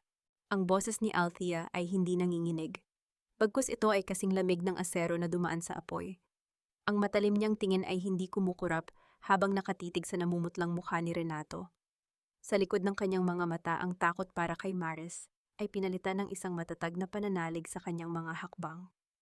Dahan-dahan niyang inabot ang kanyang cellphone sa ibabaw ng mesa at pinindot ang speakerphone. Isang pamilyar na boses ang umalingaw-ngaw sa buong boardroom, isang boses na punong-puno ng ginhawa at hindi na ng takot. Ma'am Althea, ligtas na po ako. Kasama ko na po ang mga awtoridad sa safe house. Nakuha na rin po nila ang mga tauhan ni Renato na nagbabantay sa akin. Ang katahimikan sa loob ng silid ay naging nakabibingi. Ang ngisi sa labi ni Renato ay biglang naglaho, napalitan ng isang anyo ng matinding pagkagulat na dahan-dahang nagiging desperasyon. Ang kanyang mga kamay na kanina ay nakapatong ng mayabang sa mesa ay nagsimulang manginig hanggang sa malaglag ang hawak niyang mamahaling ballpen na gumulong sa sahig at tumama sa paa ni Celestine. Hindi maaari ito, man. Pabulong na sabi ni Renato, ang kanyang boses ay tila isang hangin na nawalan ng lakas. Attorney Santiago, ipakita mo na ang huling ebidensya, utos ni Althea, nang hindi inaalis ang tingin sa asawa. Tumayo si Attorney Victor at binuksan ang malaking screen sa harap ng boardroom. Doon ay lumabas ang mga video footage mula sa mga security cameras ng Villarreal Foods na lihim na naitago ni Maris, mga footage kung saan makikita si Renato at Celestine na nagpapalsipika ng mga dokumento sa kalagitnaan ng gabi. Kasunod nito ay ang mga audio recording ng kanilang pag-uusap tungkol sa paglalaglag kay Althea kapag naging mainit na ang investigasyon ng buwis. Magaginoo ng board, nakita nyo na ang katotohanan, pahayag ni Attorney Victor. Sa mga board members na ngayon, ay puno na ng puot ang mga muka. Si Renato Salcedo ay hindi lamang nagnakaw sa kumpanya, kundi nagtangka rin siyang gamitin ang kanyang asawa bilang pain para sa kanyang mga kriminal na gawain. Renato, anong ibig sabihin nito? Sigaw ng isa sa pinakamatandang board member, ang kanyang boses ay nanginginig sa galit. Pinagkatiwalaan ka namin dahil sa pangalan ng mga Villarreal, pero isa ka palang anay na sumisira sa loob. No, wait, let me explain. Sigaw ni Renato habang pilit na tumatayo, ngunit ang kanyang mga binti ay tila nawalan ng buto. Tumingin siya kay Celestine, umaasang tutulungan siya nito, ngunit ang babae ay dahan-dahang lumalayo sa kanya. Wala akong kinalaman dito. Si Renato ang nag-utos ng lahat. I was just following his instructions because he threatened me too. Biglang sigaw ni Celestine, ang kanyang boses ay matinis at puno ng pagtatraidor. Tinanggal niya ang emerald necklace sa kanyang leeg at padaskol na inilapag ito sa mesa. Take it, wala akong pakialam sa alhas na ito. That I have pamatan to. Napatitig si Althea sa kwintas ng kanyang ina. Ang hiyas na iyon na naging saksi sa kanyang paghihirap ay dahan-dahan niyang kinuha. Ramdam niya ang lamig ng ginto sa kanyang palad, isang lamig na nagpapaalala sa kanya na ang lahat ng bagay na kinuha sa kanya ay dahan-dahan nang bumabalik. Sa sandaling iyon, ang pinto ng boardroom ay muling bumukas. Hindi na si Maris o ang isang abogado ang pumasok, kundi ang mga unipormadong pulis at mga kinatawan mula sa National Bureau of Investigation. Ang tunog ng kanilang mabibigat na sapatos sa tiles ay tila bawat hakbang ng katarungang matagal na ipinagkait. Renato Salcedo, you are under arrest for qualified theft, falsification of public documents, and grave threats, deklarasyon ng opisyal habang inilalabas ang mga posas. Ang tunog ng pag-lock ng bakal sa mga pulso ni Renato ay umalingaw-ngaw sa buong silid, isang tuyot at malamig na kalansing na nagtapos sa kanyang 5 taong paghahari sa kasinungalingan. Napaluhod si Renato sa sahig, ang kanyang mukha ay nakabaon sa kanyang mga kamay habang pilit na umiiwas sa mga kamera ng media na biglang nagsulputan sa labas ng pinto. Maging si Celestine ay hindi nakaligtas. Isang pulis na babae ang humawak sa kanyang braso. Miss Celestine, kailangan niyo ring sumama para sa questioning bilang accessory to the crime. Habang inalalayan ang dalawa palabas, na natiling nakatayo si Althea sa dulo ng mesa. Pinagmasdan niya ang kanyang asawa, ang lalaking minahal niya, nang higit sa kanyang sarili, ang lalaking naging sentro ng kanyang mundo, na ngayon ay kinakaladkad na parang isang karaniwang kriminal. Walang luha sa kanyang mga mata. Tanging isang malalim na buntong hininga ang kumawala sa kanyang dibdib, tila ba sa wakas ay naalis na ang malaking bato na 5 taon nang nakadagan sa kanyang paghinga. Tumingin siya sa mga board members na ngayon ay nakatitig sa kanya ng may bagong paggalang at pagsisisi. Ang pulong na ito ay tapos na. Bukas magsisimula tayo sa paglilinis ng pangalan ng Villarreal Foods. Maris, ihanda mo ang lahat ng records. Tayo ang magtutuloy ng pangarap ni Papa. Lumabas si Althea sa boardroom, dumaan sa gitna ng mga flash ng camera nang hindi tumitingin sa kaliwa o kanan. Pagdating niya sa hallway, nakita niya ang kanyang biyenan, si Doña Imelda, na gulo-gulo ang buhok at humahagulgol habang nakakapit sa braso ng kanyang anak na isinasakay na sa elevator ng mga pulis. Althea, maawa ka sa anak ko, Althea, pamilya tayo. Sigaw ng matanda, ang kanyang boses ay wala na ang dating talas at yabang. Hindi huminto si Althea. Naglakad siya ng diretso patungo sa opisina ng kanyang ama. Ang opisina na ngayon ay sa kanya na.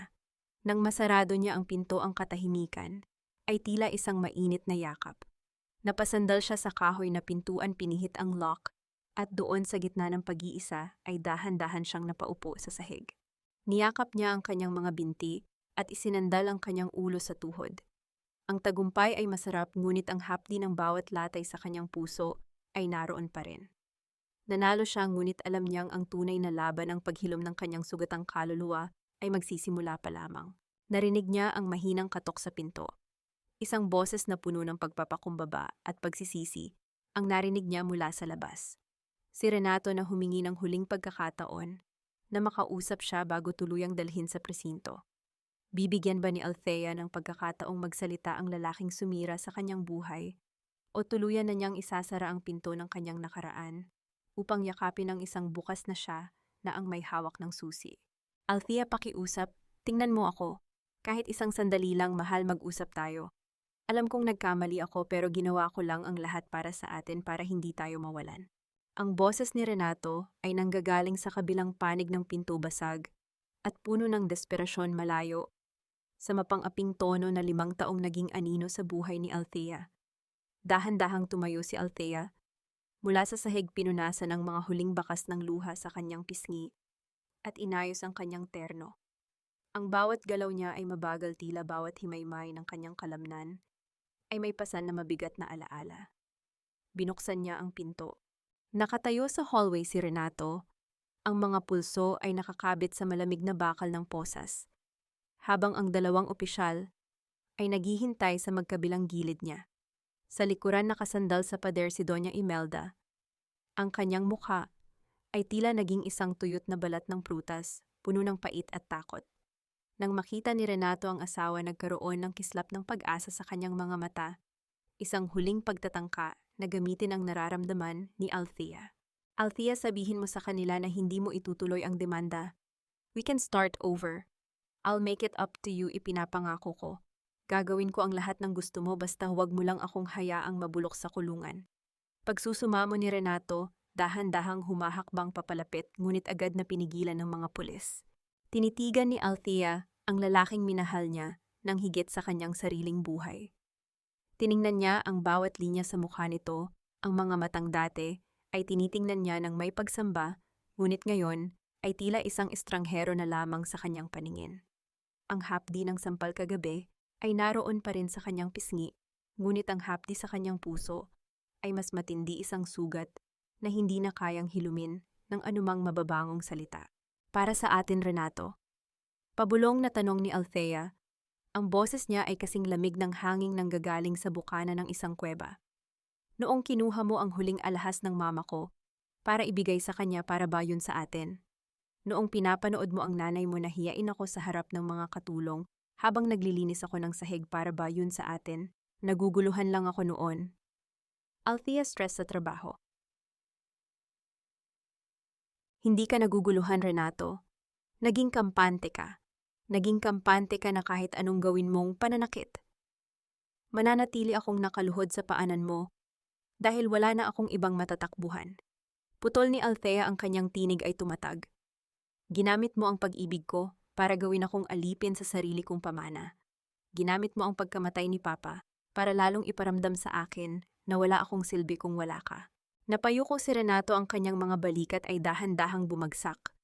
Ang katotohanan ay tila isang mabigat na bigti na dahan-dahang humihigpit sa kanyang leeg. Althea, anak! Singit ni Doña Imelda, dahan-dahang lumalapit habang nanginginig ang mga kamay. Huwag mong gawin ito sa amin. Saan ako pupunta ang mansyon? Ang lahat ng ito, mawawala sa amin. Tumingin si Althea sa kanyang biyenan. Naalala niya ang bawat tasang itinapon nito, ang bawat panlalait sa kanyang pagkatao, at ang bawat gabing pinagkaitan siya nito ng dignidad. Ang mansyong sinasabi niyo, ma, ay binili gamit ang perang ninakaw ni Renato sa tatay ko. Ang bawat piraso ng kasangkapan doon ay nabahira ng dugo at pawis ni Don Arsenio. Wala kayong karapatan sa kahit isang butil ng alikabok sa bahay na iyon. Inayos ni Althea ang pagkakahawak sa emerald necklace na nasa kanyang palad. Attorney Santiago, pakisabi sa mga awtoridad na ituloy ang lahat ng legal na hakbang. Walang areglo, walang kompromiso. Althea, you heartless woman, matapos ang lahat ng ginawa namin para sa iyo. Huling sigaw ni Renato habang dahan-dahan na siyang iginigiya ng mga pulis patungo sa elevator. Ang tunog ng kanilang mga yabag sa hallway ay dahan-dahang humina hanggang sa ang tanging marinig na lamang ay ang mahinang iyak ni Doña Imelda na nakasalampak na sa sahig. Naiwan si Althea na nakatayo sa tapat ng opisina ng kanyang ama. Ang katahimikan ay tila isang malawak na karagatan na dahan-dahang bumabalot sa kanya. Pumasok siya sa loob, sinarado ang pinto, at naglakad patungo sa bintana na nakaharap sa malawak na lupain ng Pampanga. Ang araw ay dahan-dahang lumulubog, nagiiwan ng kulay kahel at ube sa langit, isang tanawing madalas niyang panoorin kasama ang kanyang ama noong bata pa siya. Naupo siya sa malaking silya ni Don Arsenio. Hinaplos niya ang kahoy na armrest, ramdam ang bawat gatla nito. Sa loob ng 5 taon, nakalimutan niya kung sino ang tunay na Althea Villarreal. Nakalimutan niya ang tunog ng sarili niyang tawa, ang lalim ng kanyang sariling talino, at ang lakas ng kanyang sariling puso. Naging anino siya ni Renato, isang multo sa kusina, na ang tanging layunin ay ang pasayahin ang mga taong ang hangad ay sirain siya. Ngunit ngayon, ang anino ay naging isang ganap na liwanag. Kinuha niya ang kanyang cellphone at tinawagan si Maris. Maris, ihanda mo ang kotse. Pupunta tayo sa San Fernando. Gusto kong makita ang lumang piano. Opo, Ma'am Althea. Pero ayon sa mga abogado, kailangan niyo ring pirmahan ang mga papeles para sa formal na bawi ng mga ari-arian sa Clark bukas. Sagot ni Maris, ang boses ay puno ng paggalang. Bukas na yan, Maris. Ngayong gabi gusto ko lang makinig sa katahimikan ng bahay ni Papa. Gusto kong tumugtog muli, pabulong na sagot ni Althea. Habang naglalakad siya, palabas ng gusali, sinalubong siya ng mga empleyado ng Villarreal Foods. Marami sa kanila ay nakayuko, ang ilan ay may luha sa mga mata, humihingi ng paumanhin sa kanilang pananahimik noong panahong si Renato pa ang naghahari. Hindi sila sinisi ni Althea. Nginitian niya sila isang ngiting hindi napilit kundi puno ng isang bagong pag-asa. Pagdating sa San Fernando, ang lumang bahay ay nananatiling matatag sa gitna ng dilim. Walang mga ilaw, tanging ang buwan lamang ang nagbibigay ng anino sa mga puno ng mangga. Pumasok si Althea hindi na bilang isang takas, kundi bilang ang tunay na nagmamay-ari. Umupo siya sa harap ng grand piano, inilapag ang emerald necklace sa ibabaw nito, at dahan-dahang itinama ang kanyang mga daliri sa mga puting teklado. Isang malungkot ngunit magandang tunog ang umalingaw-ngaw sa buong bahay, isang kundiman na paborito ng kanyang ama. Sa bawat nota tila dahan-dahang nahuhugasan ng bawat hapdi ang bawat sampal at ang bawat kasinungalingan. Ngunit sa gitna ng kanyang pagtugtog, narinig niya ang tunog ng isang sasakyang humihinto sa labas ng gate. Hindi ito ang Range Rover ni Renato. Hindi rin ito ang sasakyan ni Attorney Victor. Ang tunog ng pagbukas ng pinto ng kotse at ang marahang yabag ng sapatos sa veranda ay tila isang estrangherong hindi niya inaasahan. Napatigil ang musika. Ang puso ni Althea ay muling bumilis ang pintig. "Sino yan?" tanong niya sa gitna ng kadiliman. Isang anino ang lumitaw sa may pintuan, at sa ilalim ng liwanag ng buwan, nakita niya ang isang pamilyar na mukha. Mula sa kanyang kabataan, isang mukhang matagal na niyang ibinaon sa limot, bago pa man dumating si Renato sa buhay niya. "Althea, narinig ko ang balita. Nandito ako para tuparin ang pangakong binitawan ko sa papa mo 10 taon na ang nakalilipas." Sino ang lalaking ito na biglang sumulpot sa gitna ng kanyang pagluluksa? At anong pangako ang binitawan nito kay Don Arsenio na maaaring magpabago sa bagong buhay na binuo ni Althea? Ang pagod ng aking kaluluwa ay hindi kayang pagalingin ng isang gabi ng katahimikan dahil ang bawat sulok ng aking alaala ay may bakas pa rin ng tanikalang pilit kong kinalas. Napatigil ang mga daliri ni Althea sa ibabaw ng mga teklado ng piano. Ang huling nota ay tila naglakbay sa hangin at dahan-dahang namatay sa bawat sulok ng lumang bahay sa San Fernando. Lumingon siya ng bahagya, ang kanyang mga mata ay pilit na inaaninag ang figura ng lalaking nakatayo sa may pintuan. Ang liwanag ng buwan ay tumatama sa kalahati ng mukha nito, sapat na upang makita ni Althea ang matatalas na mata at ang matatag na tindig na tila hindi nabuwag ng panahon. "Rafael," pabulong na tanong ni Althea. Ang pangalang iyon ay parang isang matandang kanta na ngayon niya lang muling naawit. "Anong ginagawa mo rito? Akala ko ay nasa Amerika ka na at doon na nanirahan pagkatapos mong umalis 10 taon na ang nakalilipas." Dahan-dahang humakbang si Rafael sa loob ng sala. Ang bawat yabag ng kanyang sapatos ay marahan, tila ayaw nitong gambalain ang katahimikan ng gabi. "Umalis ako, Althea, pero hinding-hindi ko kinalimutan ang pangako ko kay Don Arsenio. Sinabi niya sa akin noon na darating ang panahon na mangangailangan ka ng isang tunay na sandigan. Sinulatan niya ako bago siya magkasakit ng malubha. Alam niya ang ginagawa ni Renato, pero alam din niyang kailangan mong mahanap ang sarili mong lakas bago ako bumalik." Naramdaman ni Althea ang isang kakaibang init na gumapang sa kanyang dibdib. So, alam ni Papa, alam niyang darating ang araw na ito. Alam niya ang kapasidad mo, Althea. Hindi siya nagkamali sa pagtitiwala sa iyo. Sagot ni Rafael habang tumitigil sa tabi ng piano. "Nandito ako para tulungan kang buuin muli ang Villarreal Foods. Hindi lang bilang isang kaibigan, kundi bilang investor na matagal nang inihanda ng iyong ama sa lihim." Napatingin si Althea sa kanyang mga kamay.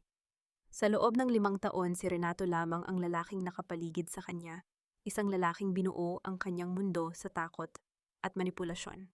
Ngayon, sa harap ni Rafael, pakiramdam niya ay muli siyang naging ang batang babaeng puno ng pangarap bago pa man madungisan ng mga Salcedo ang kanyang buhay.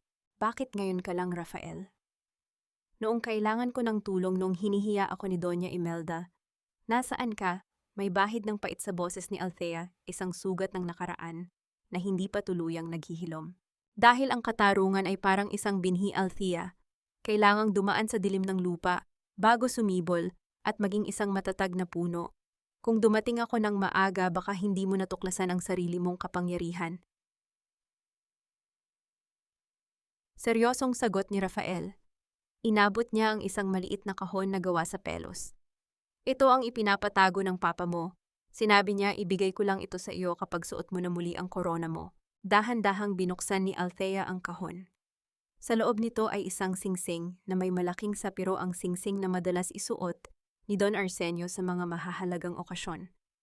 Ang hiyas na iyon ay sumisimbolo sa katapatan at integridad ng pamilya Villarreal. Salamat, Rafael, pabulong ni Althea habang isinusuot ang singsing. Ramdam niya ang bigat nito, isang bigat na hindi na pasakit, kundi responsibilidad. Habang nag-uusap ang dalawa, isang tunog ng motorsiklo ang huminto sa labas ng gate. Isang lalaking nakasuot ng courier uniform ang nag-iwan ng isang puting envelope sa mailbox at mabilis na humarurot palayo. Nagkatinginan sina Althea at Rafael. Lumabas si Rafael upang kunin ang envelope at pagbalik niya, ang kanyang mukha ay naging seryoso. Inabot niya ang sulat kay Althea. Nang buksan ito ni Althea, ang kanyang mga kamay ay muling nanginig. Hindi ito galing sa kumpanya. Hindi rin ito galing sa abogado. Akala mo ba ay tapos na ang lahat dahil lang nasa loob ako, Althea? Ang mga Salcedo ay hindi sumusuko ng walang kasamang pagsabog. Maghanda ka dahil ang pinakaingatan mong lihim ay malapit ng malaman ng buong mundo. Walang pangalan ng sulat, ngunit alam ni Althea ang sulat kamay na iyon. Kay Renato. Kahit nasa likod ng rehas ang lason nito, ay pilit pa ring umaabot sa kanya. Anong lihim ang sinasabi niya, Althea? Tanong ni Rafael, ang kanyang boses ay puno ng pag-aalala. Napatitig si Althea sa sulat at dahan-dahang bumalik sa kanyang isipan ang isang pangyayari 6 na taon na ang nakalilipas isang gabi na pilit niyang ibinaon sa limot isang gabi na naging dahilan kung bakit niya piniling pakasalan si Renato sa kabila ng lahat. May isang bagay na hindi alam ni Papa Rafael, isang bagay na ginamit ni Renato para pilitin akong sumama sa kanya. Pabulong na sagot ni Althea, ang kanyang mga mata ay puno ng bagong takot. Anong lihim ang itinatago ni Althea na kayang sirain ang kanyang bagong binuong reputasyon? At paano ito gagamitin ni Renato upang muling makuha ang kontrol sa kanyang buhay, kahit ito ay nasa loob na ng kulungan? Ang kalayaang matagal kong ipinaglaban ay tila isang marupok na salamin na muling binasag ng iisang liham mula sa impyerno. Nanginginig ang mga daliri ni Althea habang hawak ang papel na tila naging isang pirasong uling na pumapaso sa kanyang palad. Sa loob ng madilim na sala ng kanilang lumang bahay, ang bawat hininga niya ay may kasamang pait. Ang liham ni Renato ay hindi lamang basta pananakot. Ito ay isang paalala ng kadiliman na 6 na taon niyang dinala ng mag-isa, isang sikretong naging dahilan kung bakit niya isinuko ang kanyang sarili sa isang kasal na walang pag-ibig. Althea, talk to me. Ano ang sinasabi niya? Ang boses ni Rafael ay puno ng pag-aalala, habang dahan-dahang lumalapit ang kanyang kamay, ay nakahanda sa hangin, tila nag-aalinlangan kung dapat ba niyang hawakan ang balikat ng babae. Napatingin si Althea sa sapiro sa kanyang daliri, ang hiyas na dapat ay simbolo ng kanyang tagumpay, ngunit ngayon ay tila nagpapaalala ng kanyang pagkatalo. 6 na taon na ang nakalilipas, Rafael. Bago pa mamatay si Papa, may isang gabi na tumawag sa akin si Renato. Sabi niya nakasagasa si Papa ng isang bata sa kalsada. Pinakita niya sa akin ang duguang bumper ng kotse ni Papa at isang video ng aksidente. Huminto si Althea, ang kanyang lalamunan ay naging tuyot na parang disyerto. Sabi ni Renato aayusin niya ang lahat. Ililigpit niya ang ebidensya at babayaran ang pamilya ng bata para manahimik basta pakasalan ko siya. Ginawa ko yon para protektahan ang dangal ni Papa. I sacrificed my life for his name. Pero ang sabi ni Renato sa sulat, ilalabas niya ang video na yun bukas sa media. Sisirain niya ang alaala ni Papa kahit patay na siya. Isang matinding katahimikan ang bumalot sa kanila. Tanging ang malakas na pintig ng puso ni Althea at ang malalim na buntong hininga ni Rafael ang naririnig. Ang bawat salita ni Althea ay tila isang latay na nag-iwan ng hapdi sa hangin. That's why you chose him over everyone else, kasi akala mo ay mamamatay tao ang tatay mo. Tanong ni Rafael. Ang kanyang boses ay puno ng pait at galit para sa kasamaan ni Renato. Althea, listen to me. Renato is a master of gaslighting. Inayos na namin ang lahat ng files ni Don Arsenio. May isang folder kaming nakuha mula sa lumang computer ng kumpanya na hindi pa nabubuksan. Mabilis na kinuha ni Rafael ang kanyang tablet at ipinakita ang isang lumang logbook ng GPS ng sasakyan ni Don Arsenio noong gabing sinasabi ni Renato. Tingnan mo ito, Althea. Noong gabing sinasabi ni Renato na nakasagasa si Papa ang sasakyan niya, ay nasa garahe ng Villarreal Foods. Kasama ko si Don Arsenio sa isang dinner meeting sa kabilang probinsya hanggang madaling araw. It was all a setup. Ang video na yun fake. Inedit nila yun para bitagin ka. Nalaglag ang liham mula sa kamay ni Althea. Ang kanyang buong katawan ay tila nawalan ng bigat isang pakiramdam na tila lumulutang siya sa gitna ng isang malawak at payapang karagatan. Ang tanikalang 6 na taon niyang dinala ang utang na loob na naging basehan ng kanyang pagkaalipin ay biglang naglaho. Hindi mamamatay tao si Papa. Pabulong na tanong ni Althea ang kanyang mga mata. Ay nagsimulang mapuno ng mga luhang hindi na dahil sa takot, kundi dahil sa isang napakalaking pasasalamat. Hindi, Althea. Ang tanging krimen ng tatay mo ay ang maging masyadong mabuti para sa mga ahas, na tulad ng mga Salcedon, sagot ni Rafael. Pero ang sulat na yan, it proves he is still trying to harass you from prison.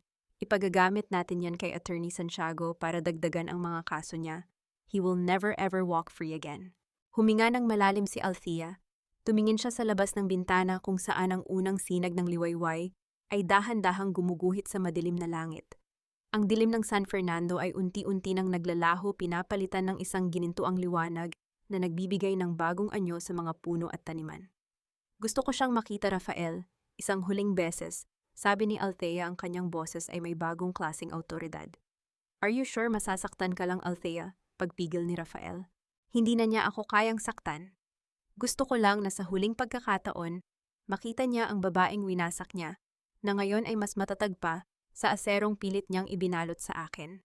I want to tell him that his reign of terror is over, deklarasyon ni Althea.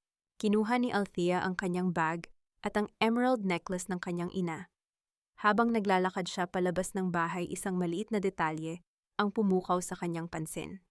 Isang maliit na bulaklak ng sampagita ang nahulog sa kanyang balikat mula sa puno sa veranda. Kinuha niya ito at marahang inamoy isang bango na nagpapaalala sa kanya ng mga yakap ng kanyang ama at ng kalinisan ng kanyang bagong simula. Pagdating sa bilangguan, ang amoy ng luma at kalawang na bakal ay sumalubong sa kanya. Sa likod ng makapal na salamin nakita niya si Renato. Ang lalaki ay gulo-gulo ang buhok, ang suot na kulay kahel, na uniforme ay tila isang malaking insulto sa kanyang dating kayabangan. Nang makita si Althea, isang masamang ngiti ang lumitaw sa labi ni Renato. Nandito ka na, I knew it. Takot ka pa rin sa akin. Di ba natanggap mo ba ang sulat ko bukas, Althea? Bukas ay malalaman ng lahat kung sino talaga ang tatay mo, panunuya ni Renato habang kinakatok ang salamin. Dahan-dahang inilapit ni Althea ang kanyang mukha sa salamin. Ang kanyang mga mata ay nanatiling malamig at walang kahit anong emotion. Alam ko na ang totoo, Renato. Alam ko na ang dinner meeting ni Rafael at Papa noong gabing yun. Alam ko na ang video ay gawa-gawa niyo lang ni Doña Imelda. Ang ngiti sa labi ni Renato ay biglang naglaho na palitan ng isang anyo ng matinding takot na hindi niya kayang itago. Anong sinasabi mo?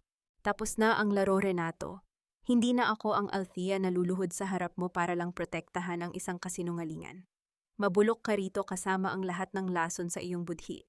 At ang sulat na ipinadala mo, salamat. Dahil doon nadagdagan pa ng 10 taon ang sentensya mo, malamig na sabi ni Althea. Tumayo si Althea at tumalikod.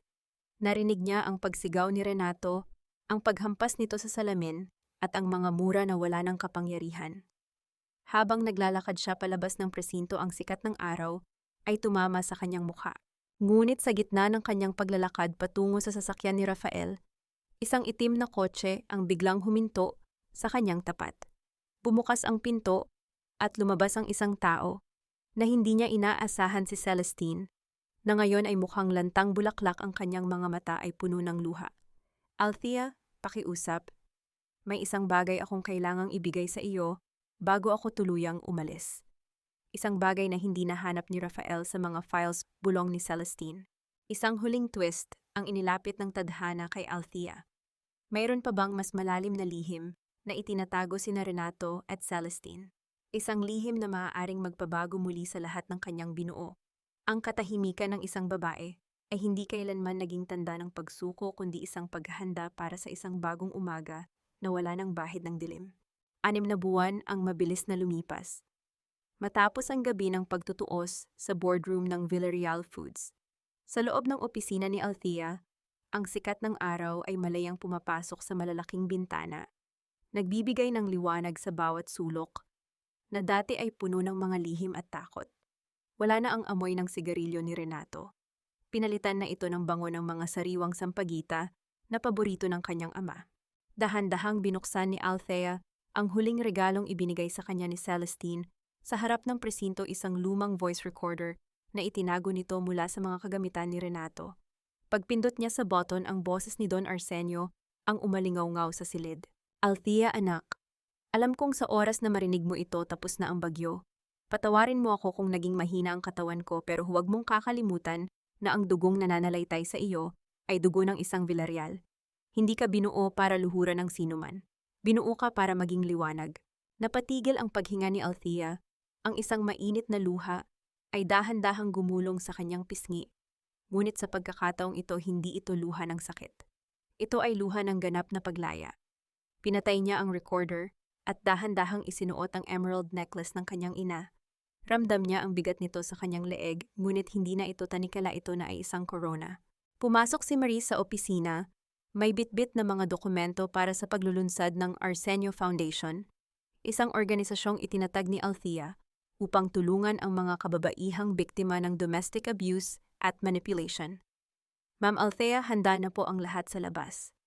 Maraming mga kababaihan ang naghihintay sa inyong talumpati, nakangiting sabi ni Maris. Ang kanyang mga mata ay nagniningning din sa bagong pag-asa. Salamat, Maris. Mauna ka na, susunod ako, sagot ni Althea. Lumabas si Althea sa veranda ng gusali. Sa ibaba, nakita niya ang malawak na lupain ng Pampanga na dahan-dahang yumayabong muli. Sa malayo nakatayo sa tabi ng kanyang sasakyan si Rafael. Nang magtama ang kanilang mga mata, itinaas ni Rafael ang kanyang kamay at ngumiti isang ngiting puno ng pangako at paggalang. Walang mga salitang kailangan. Sapat na ang katahimikan upang ipahiwatig ang isang bagong simula na dahan-dahang nabubuo sa pagitan nilang dalawa. Tumingala si Althea sa asul na langit. Naalala niya ang bawat paso sa kanyang paa, ang bawat sampal sa kanyang mukha, at ang bawat gabing ginugol niya sa malamig na kusina ng mga Salcedo. Ang lahat ng iyon ay bahagi na lamang ng isang malungkot na kwento na tapos na niyang isulat. Nahanap na ni Althea ang kanyang kapayapaan. Pinatawad na niya ang kanyang sarili sa pagiging mahina noon dahil ang kahinaang iyon ang nagturo sa kanya kung paano maging tunay na matatag. Ang katarungan ay nakamit na at ang bawat piraso ng kanyang nadurog na pagkatao ay muli nang nabuo mas matigas at mas makinang kaysa sa dati. Habang naglalakad siya patungo sa podium upang harapin ang libu-libong tao, ramdam ni Althea ang bawat hakbang ng kanyang takong sa sahig. Ang bawat tunog ay tila isang deklarasyon. Ang Althea Villarreal na biktima ay patay na. Ang nakatayo ngayon ay isang reyna na muling nakuha ang kanyang trono, hindi sa pamamagitan ng galit, kundi sa pamamagitan ng pag-ibig sa sarili at katotohanan. Patapos na po ang laban. Pabulong niyang huling sabi bago siya magsimulang magsalita sa harap ng mundo. Ang kwento ng kanyang buhay ay hindi na isang melodrama ng pagdurusa, kundi isang awit ng tagumpay at paghilom. At sa gitna ng sikat ng araw, ang kanyang ngiti ay ang pinakamagandang tanawin na nakita ng lahat sa loob ng mahabang panahon.